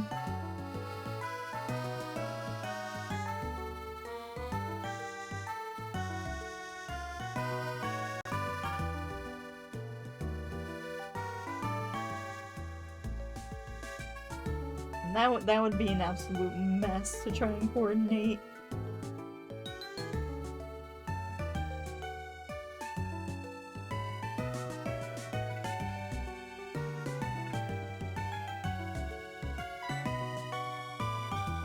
I mean, I guess for ones like these, the only real inputs you need are just like A, maybe the occasional like up or down, depending on which like shiny you're going for. Pokemon. So that would be an absolute nightmare to try and coordinate.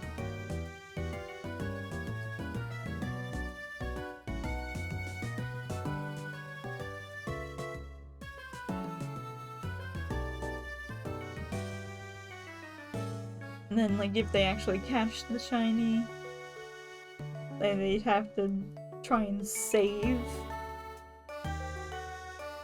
You have to make sure the shiny is actually gotten before a troll can come along and ruin everything.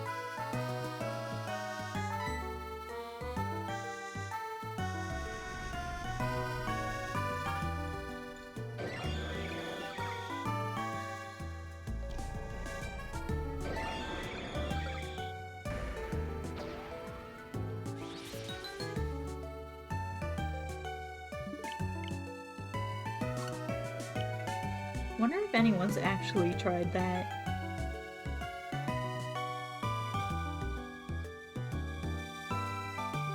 Going ahead and shiny hunting with chat. Or chat shiny hunts.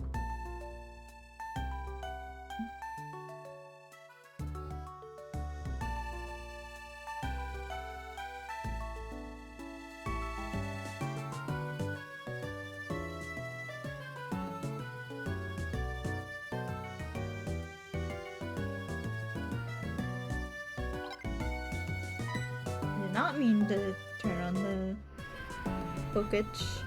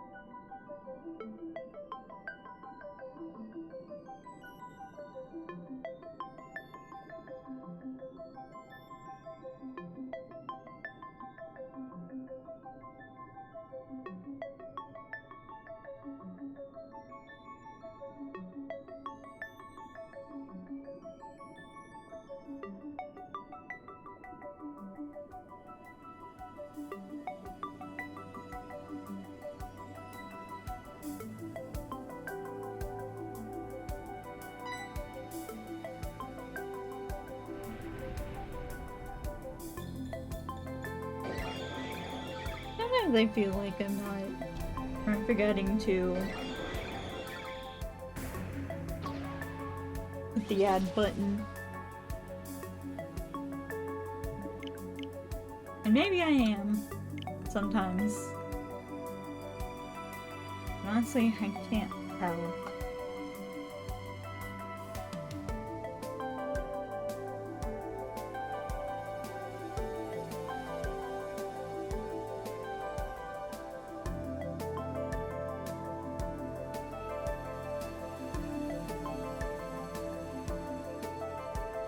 I think from like 8:30 we might be able to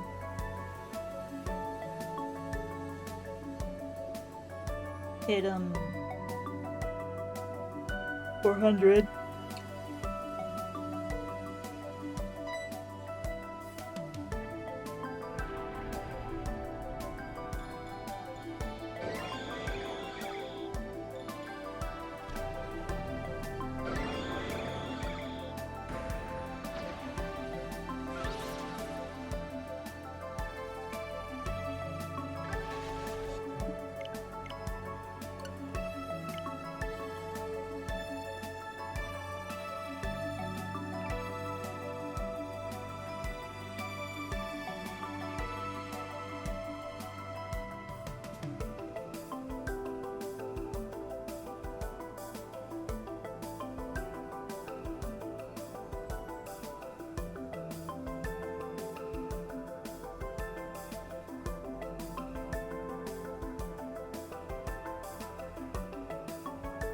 Yeah, shiny hunting isn't really hard. It just takes a lot of like time and patience.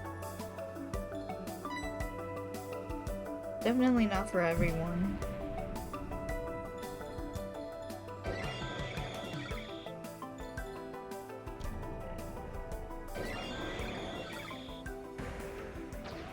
Younger me definitely wouldn't be able to just sit here for like 2 hours doing this kind of thing. Honestly, younger me would just take like 10 minutes and then call it quits.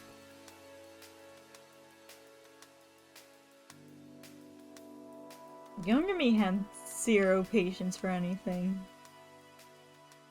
At least in like video games.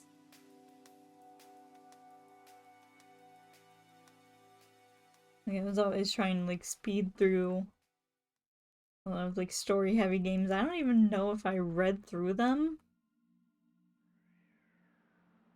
I know I played Fire Emblem Fates, but I like could not remember any bit of the story. I think I literally just skipped past all the story to get to the gameplay.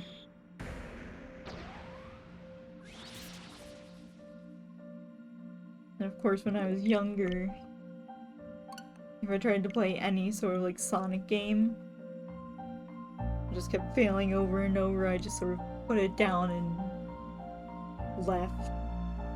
Never really came back to it. That's what happened with Sonic Lost World. I think I kept failing on one of like the first few levels. I think it was like a farther in level, so I'm like one of the first, but definitely later on I just kept failing in the same place. So I just like stopped playing the game and never touched it again.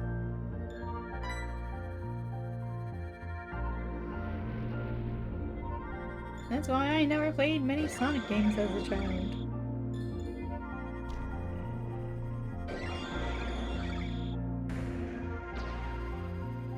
I definitely like the direction they're taking with Frontiers.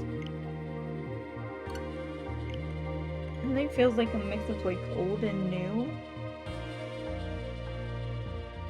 Sort of like a transition into a modern era.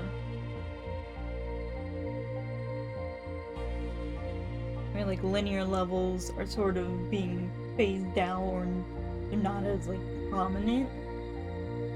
It's more in favor of like more open world exploration, getting to like go along things at your own pace and everything with that.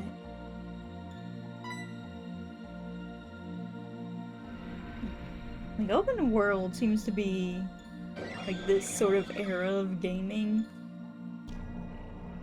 Because you have Breath of the Wild, you have Legends Arceus. I guess you could count like Mario Odyssey in a way.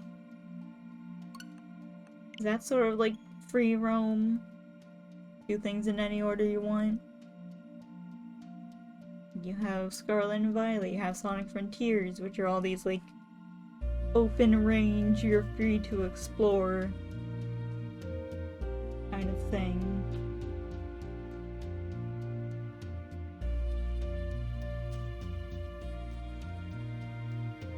Well, that's like definitely not for everyone. There are people who definitely just want to like breeze through the story, not worry about the exploration part. I definitely feel like it's nice. It gives more like motivation, I guess, to put effort into the world. To, like the world and the world building. Instead of just having everything be linear. Like you get from point A to point B, then point B to point C. So you don't have to like do as much, you can just be like, oh yeah, they got from point B to point C via like a cutscene.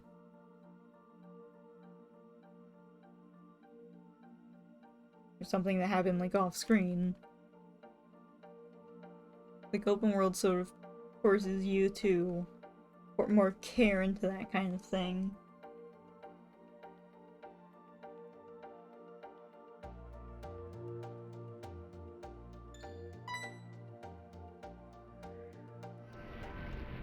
I like it. I definitely like it. I feel like it really adds to the story. There's like a different type of story to be crafted with the world building, what you can find.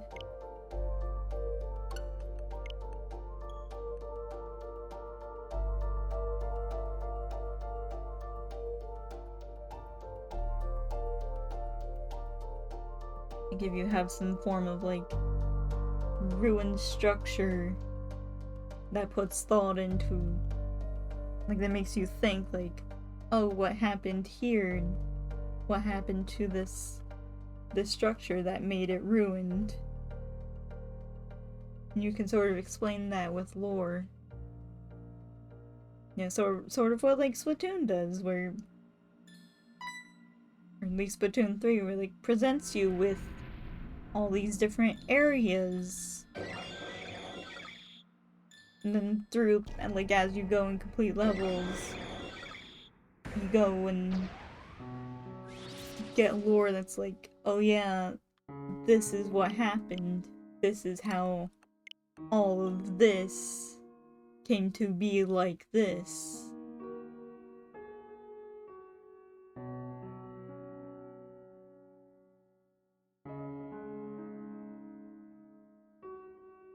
Speaking of Splatoon 3, the story, absolutely phenomenal. For Splatoon at least. So it's definitely better than like 1 and 2. 1 and 2 story mode.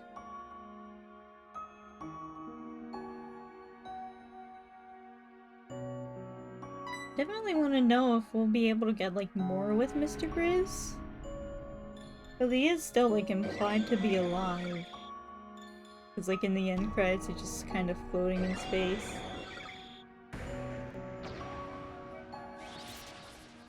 I honestly do want more with him.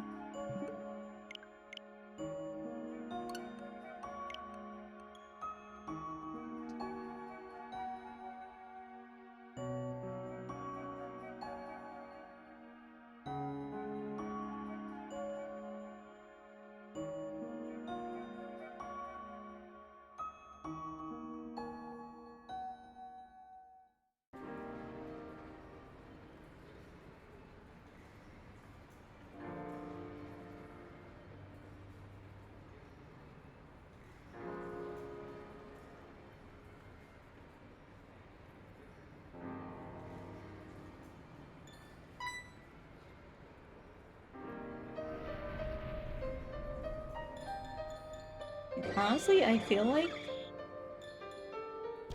if we do get Tartar back, I know this would probably never happen, but like a Mr. Grizz and Tartar team up would definitely be like a very dangerous combo.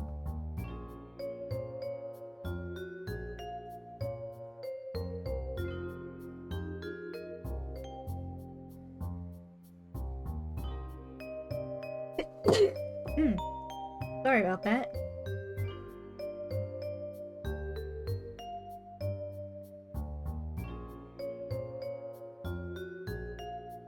But yeah, I mean, I guess they do kind of have like the same sort of goals, sort of like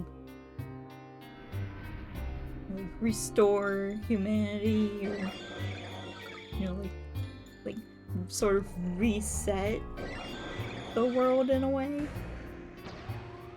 Like reset, at least reset what's on the world. I feel like if they ever were to team up, that would just be disastrous. Like, the Splatoon world's population.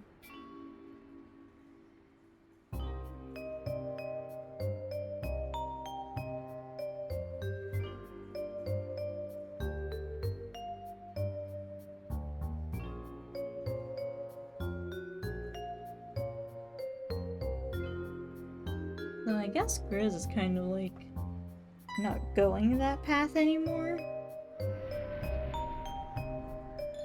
He sort of came to the result of like, oh yeah, there's no use trying to bring back the past, you can only move forward into the future.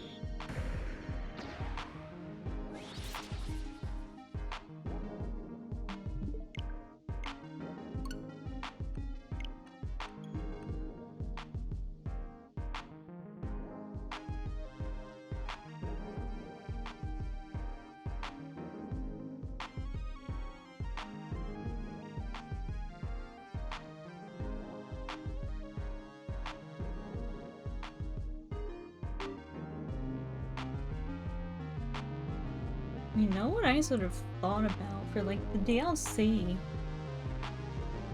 Like, maybe they can make it where like Tartar sort of like kidnaps, I guess, one of like off the hook. I mean, I guess like Marina maybe, because she did kind of like lose the Splatfest.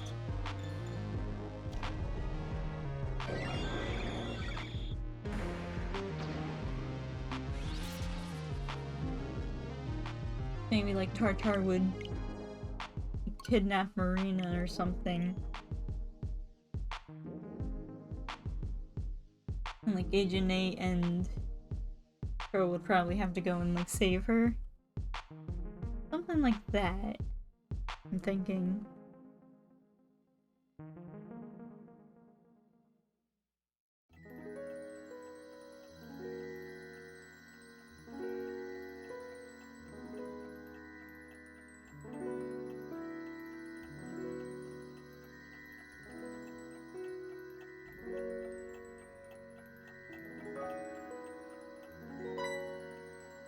Honestly, I have no idea what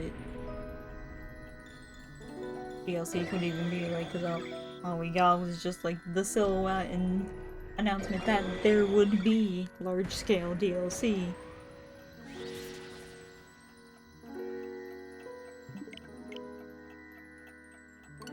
It's just like, well, that could be really anything.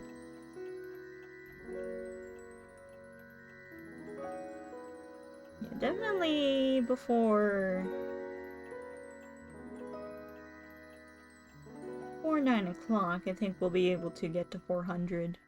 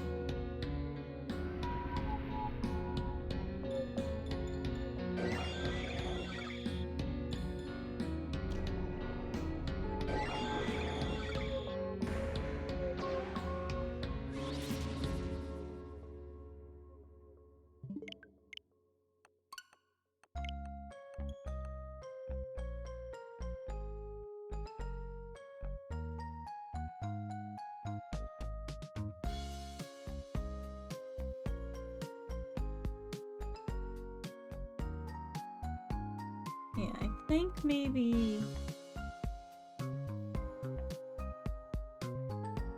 yeah, like the 1st of October, I'm probably gonna do Splatoon 3 again. And then, like, starting the week after, I'll go back to Minecraft. And then just alternate.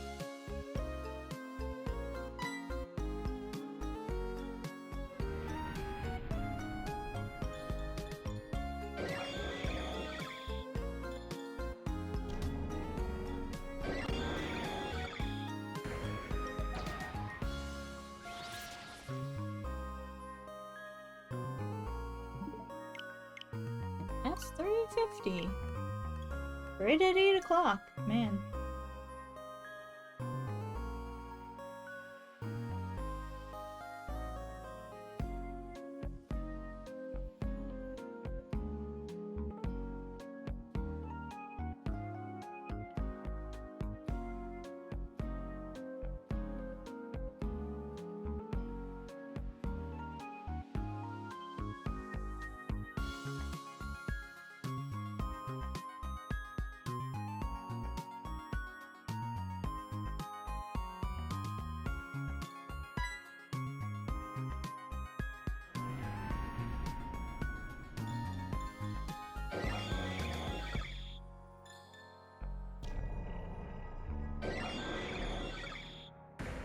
It's like pretty fitting that the Pokemon music's playing right now.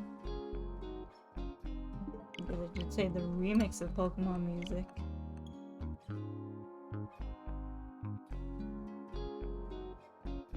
Even makes some really good stuff.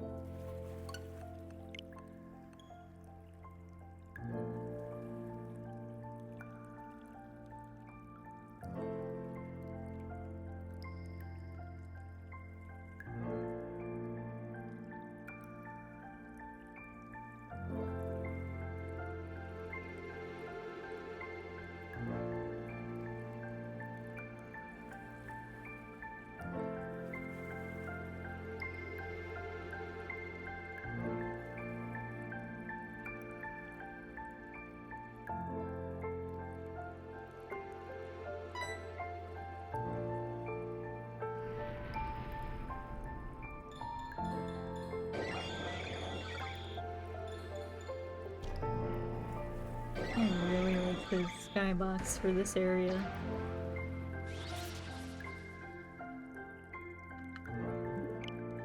So nice.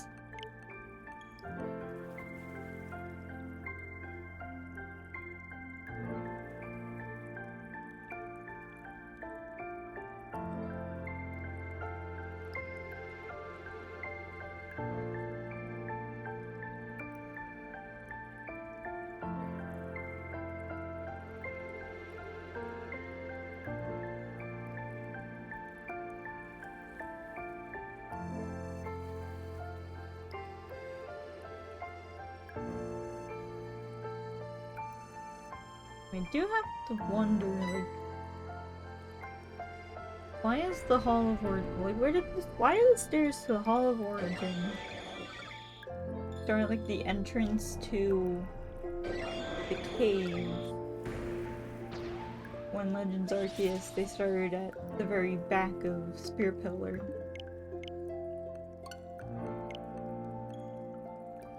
One of the things I just don't know.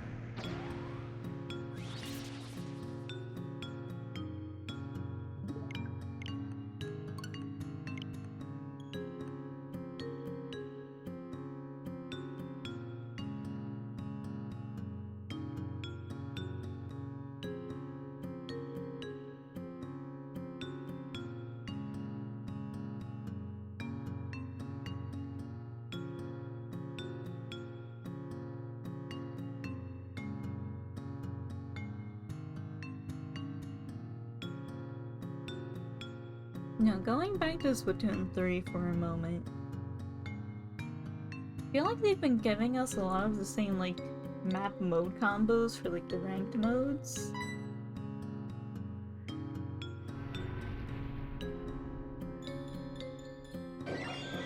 It feels like sometimes we get, like, the exact same loadout multiple times in a row. There is barely any variation.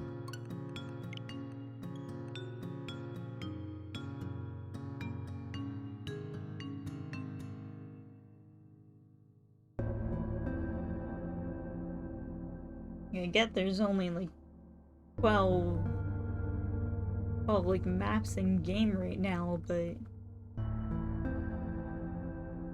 still you could at least give us like more than just one set of maps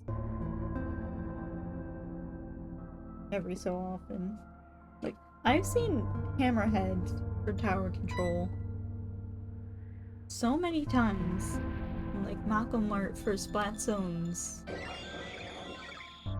Like, there's so many map mode combos I just haven't been able to play on because they haven't been in rotation.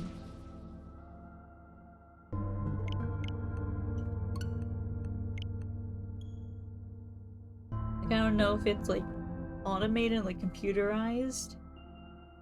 The computer puts them together, or if they're actually like hand-picked, like. But like, I really feel like they need to adjust some of them. We've been getting like the exact like same 2, maybe 4 maps in each mode rotation.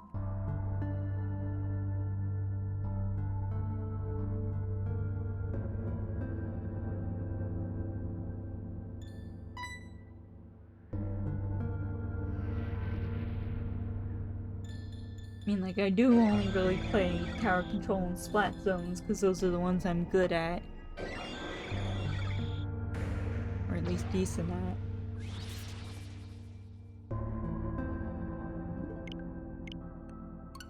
But at the same time, like, they really shouldn't be afraid to reuse maps like multiple times in a row if it's on like different modes at the very least.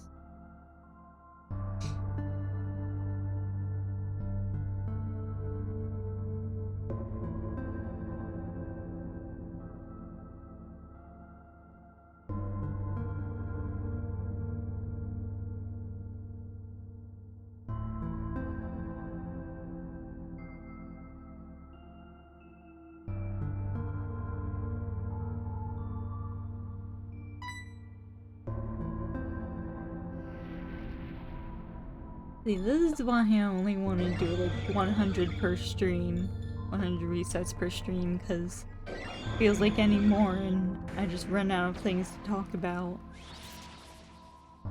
And I just end up being silent the entire time.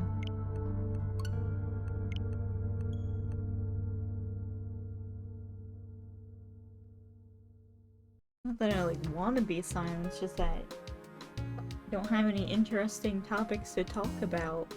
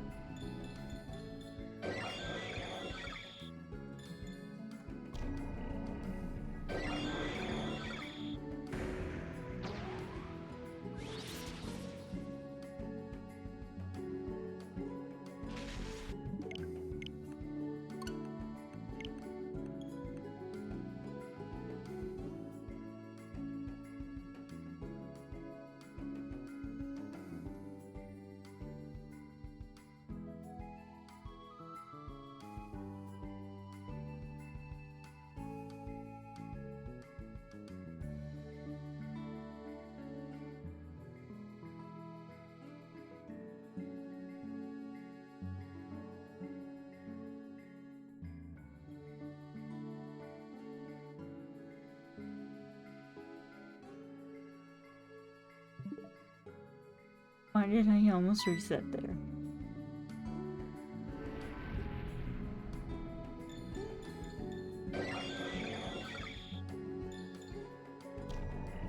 No, my Joy-Cons have been doing something, I guess not really weird, but I find it a bit odd.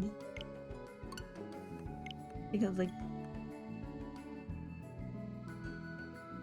I check on my Joy-Con battery levels every so often. Most of the time they're usually at, like, full battery, according to what the Switch itself says, but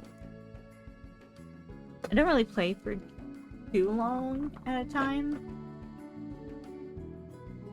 I usually just recharge them at night anyways, but yeah, when my Joy-Cons do start to lose battery, I notice that it's usually only, like, my left Joy-Con that seems to lose battery first, despite them being at, like, full charge. And I'd even argue, like, they get used an equal amount. Or, like, the right gets used a lot more. Like, the left Joy-Con I'm really only using for movement.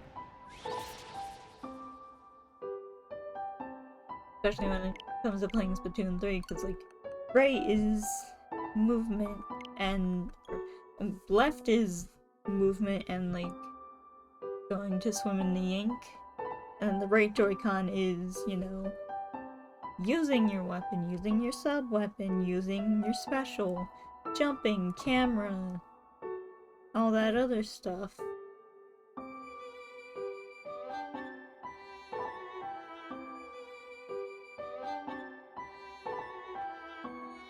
Well, unless it counts, like, everything else, or, like, it counts holding is taking more, like, time, or, like, more battery power. I don't see why the left should have, like, less battery than the right.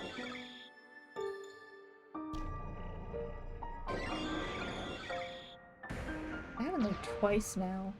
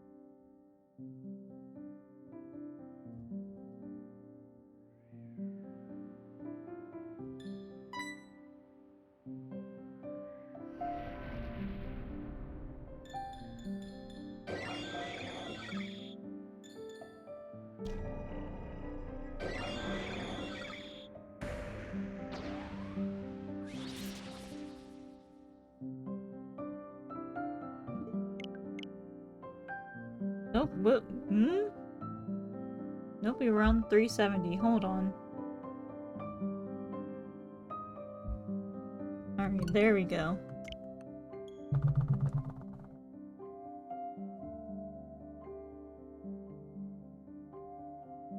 Finger started mashing like it was the A button for a second there.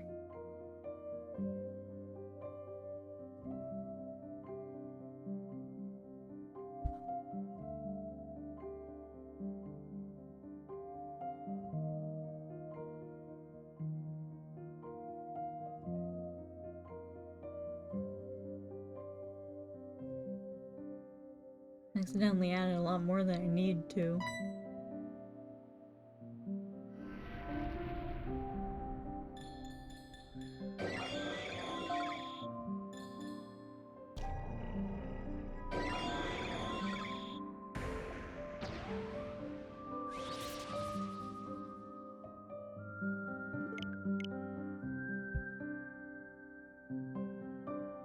Here we go.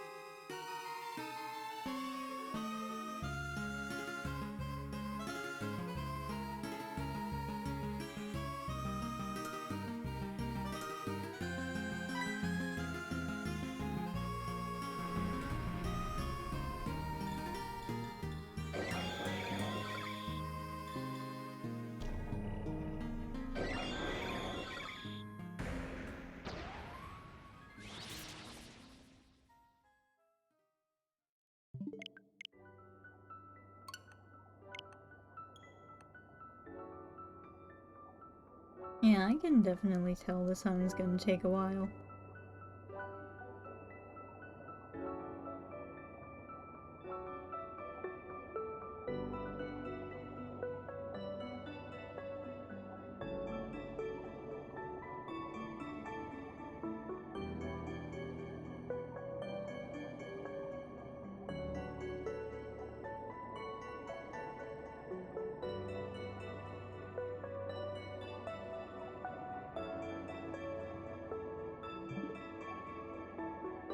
I almost did it again.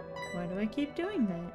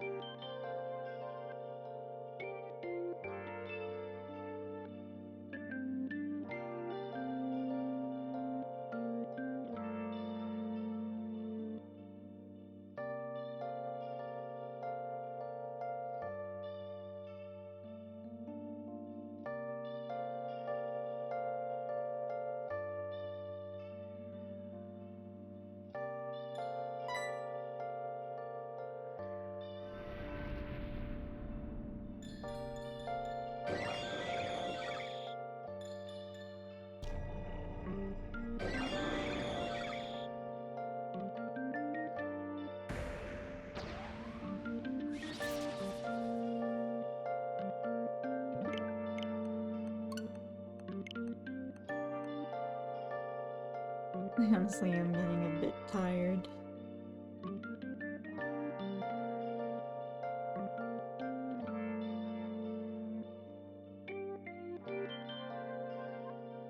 I really can't keep my focus on something like this for too long. Especially if I don't really have much to talk about. Then I'm just sitting here, not really talking. That's why after this is only going to be 100 resets long, which is gonna be about like 2 hours maybe. Hour and a half at most, probably.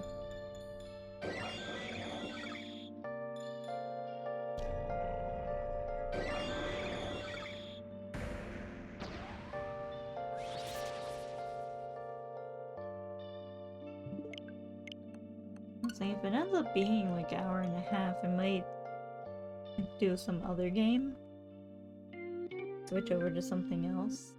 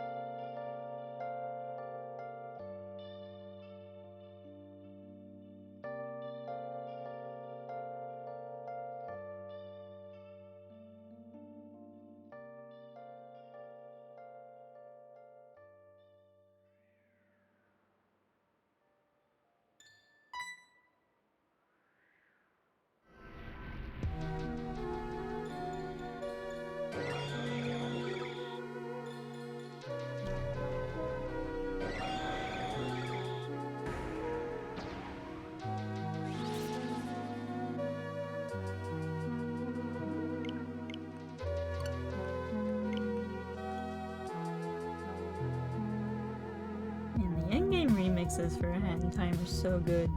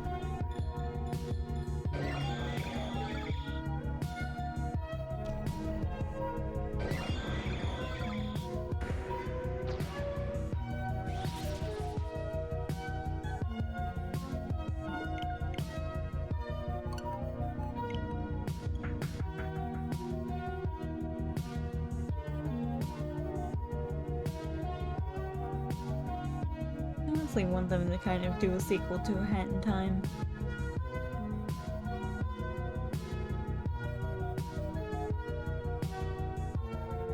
Sort of expand on like what happens after that kid goes back.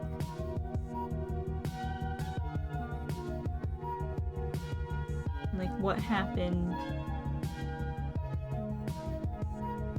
if you like give Mustache Girl the timepiece, like, hey, you might not be able to return home, so like in the good ending, I guess, what happens is that kid just like stranded at like a different planet. you can like refuel on or something. I really want to know like the after story.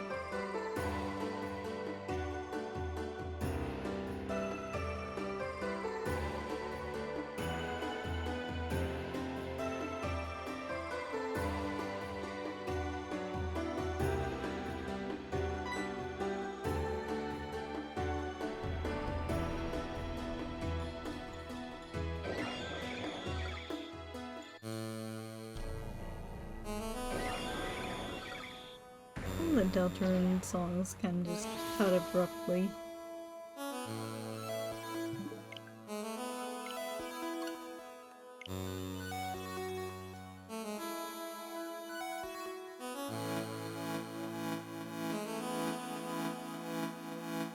Sometimes I wish they looped like at least once.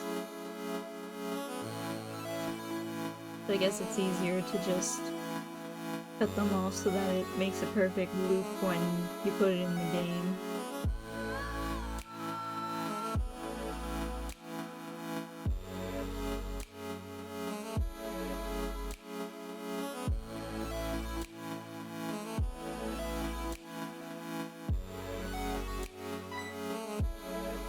Then also some of the other tracks,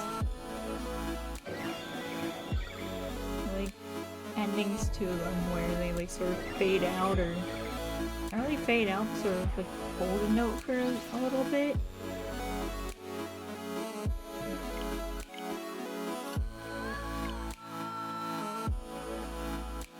tracks are very inconsistent with one another. It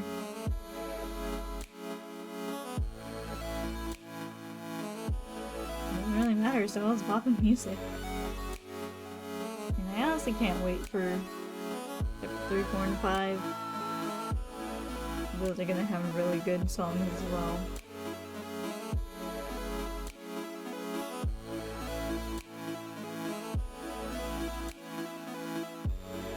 Especially with some of the ones that have already been, like, released, I guess, on the website.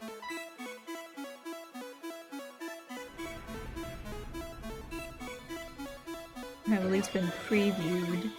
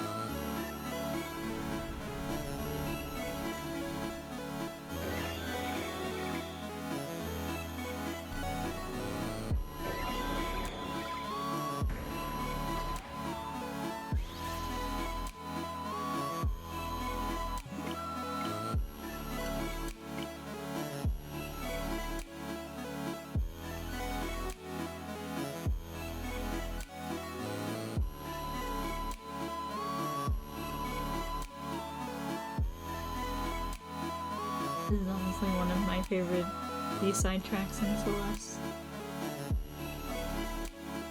The other one's like the Mirror Temple. Down has a really good one as well.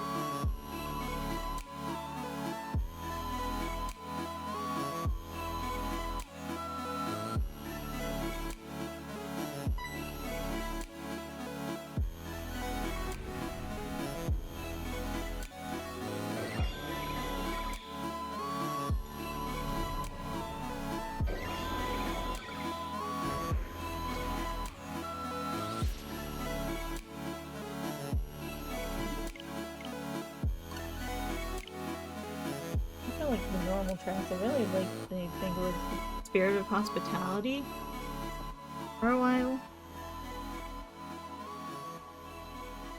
I have to like check. It might have been Spirit of Hospitality or it might have been something completely different.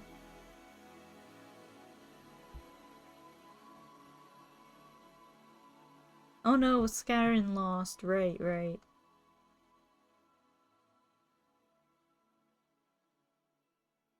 Scatter and Lost was the one that I played a lot a couple years back.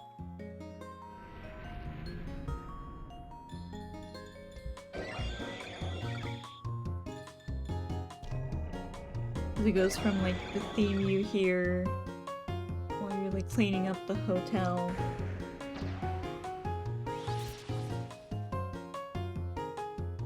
And then it goes into the Oshiro Chase version. It's actually just like really good.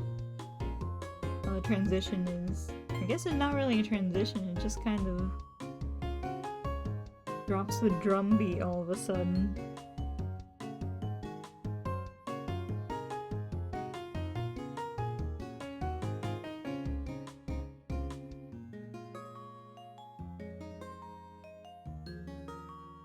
Yeah, that one was one of my like absolute favorites.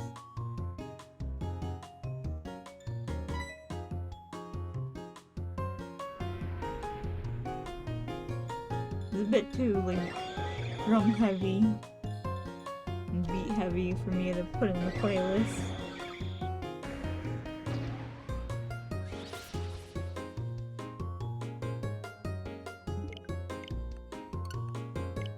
I didn't have a playlist just full of like very chill music, I'd probably definitely put it in there. I really love it.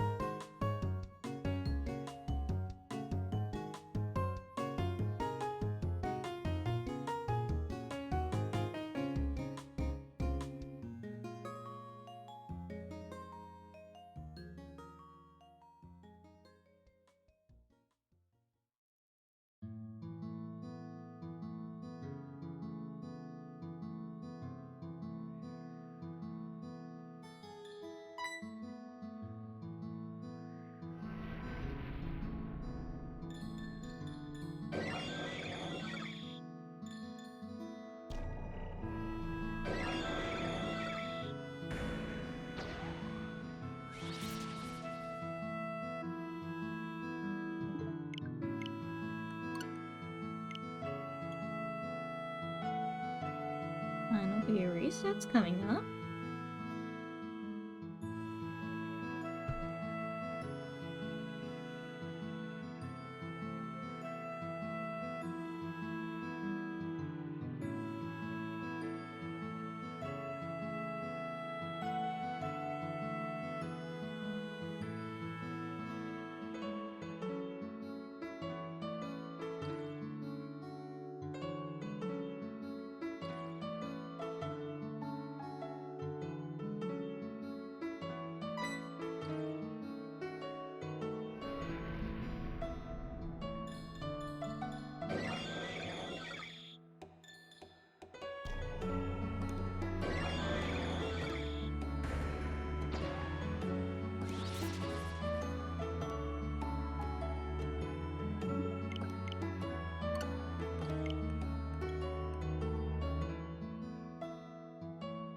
More?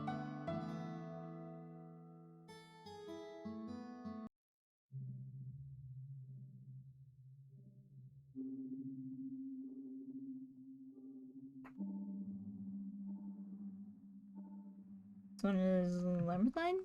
Yeah, there we go. Labyrinthine. Labyrinthine or Labyrinthine? I don't know. I think it might be Labyrinthine.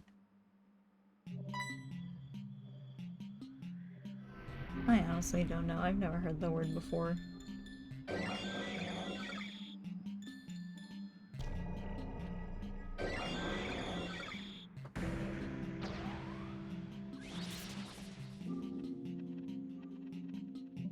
And one more.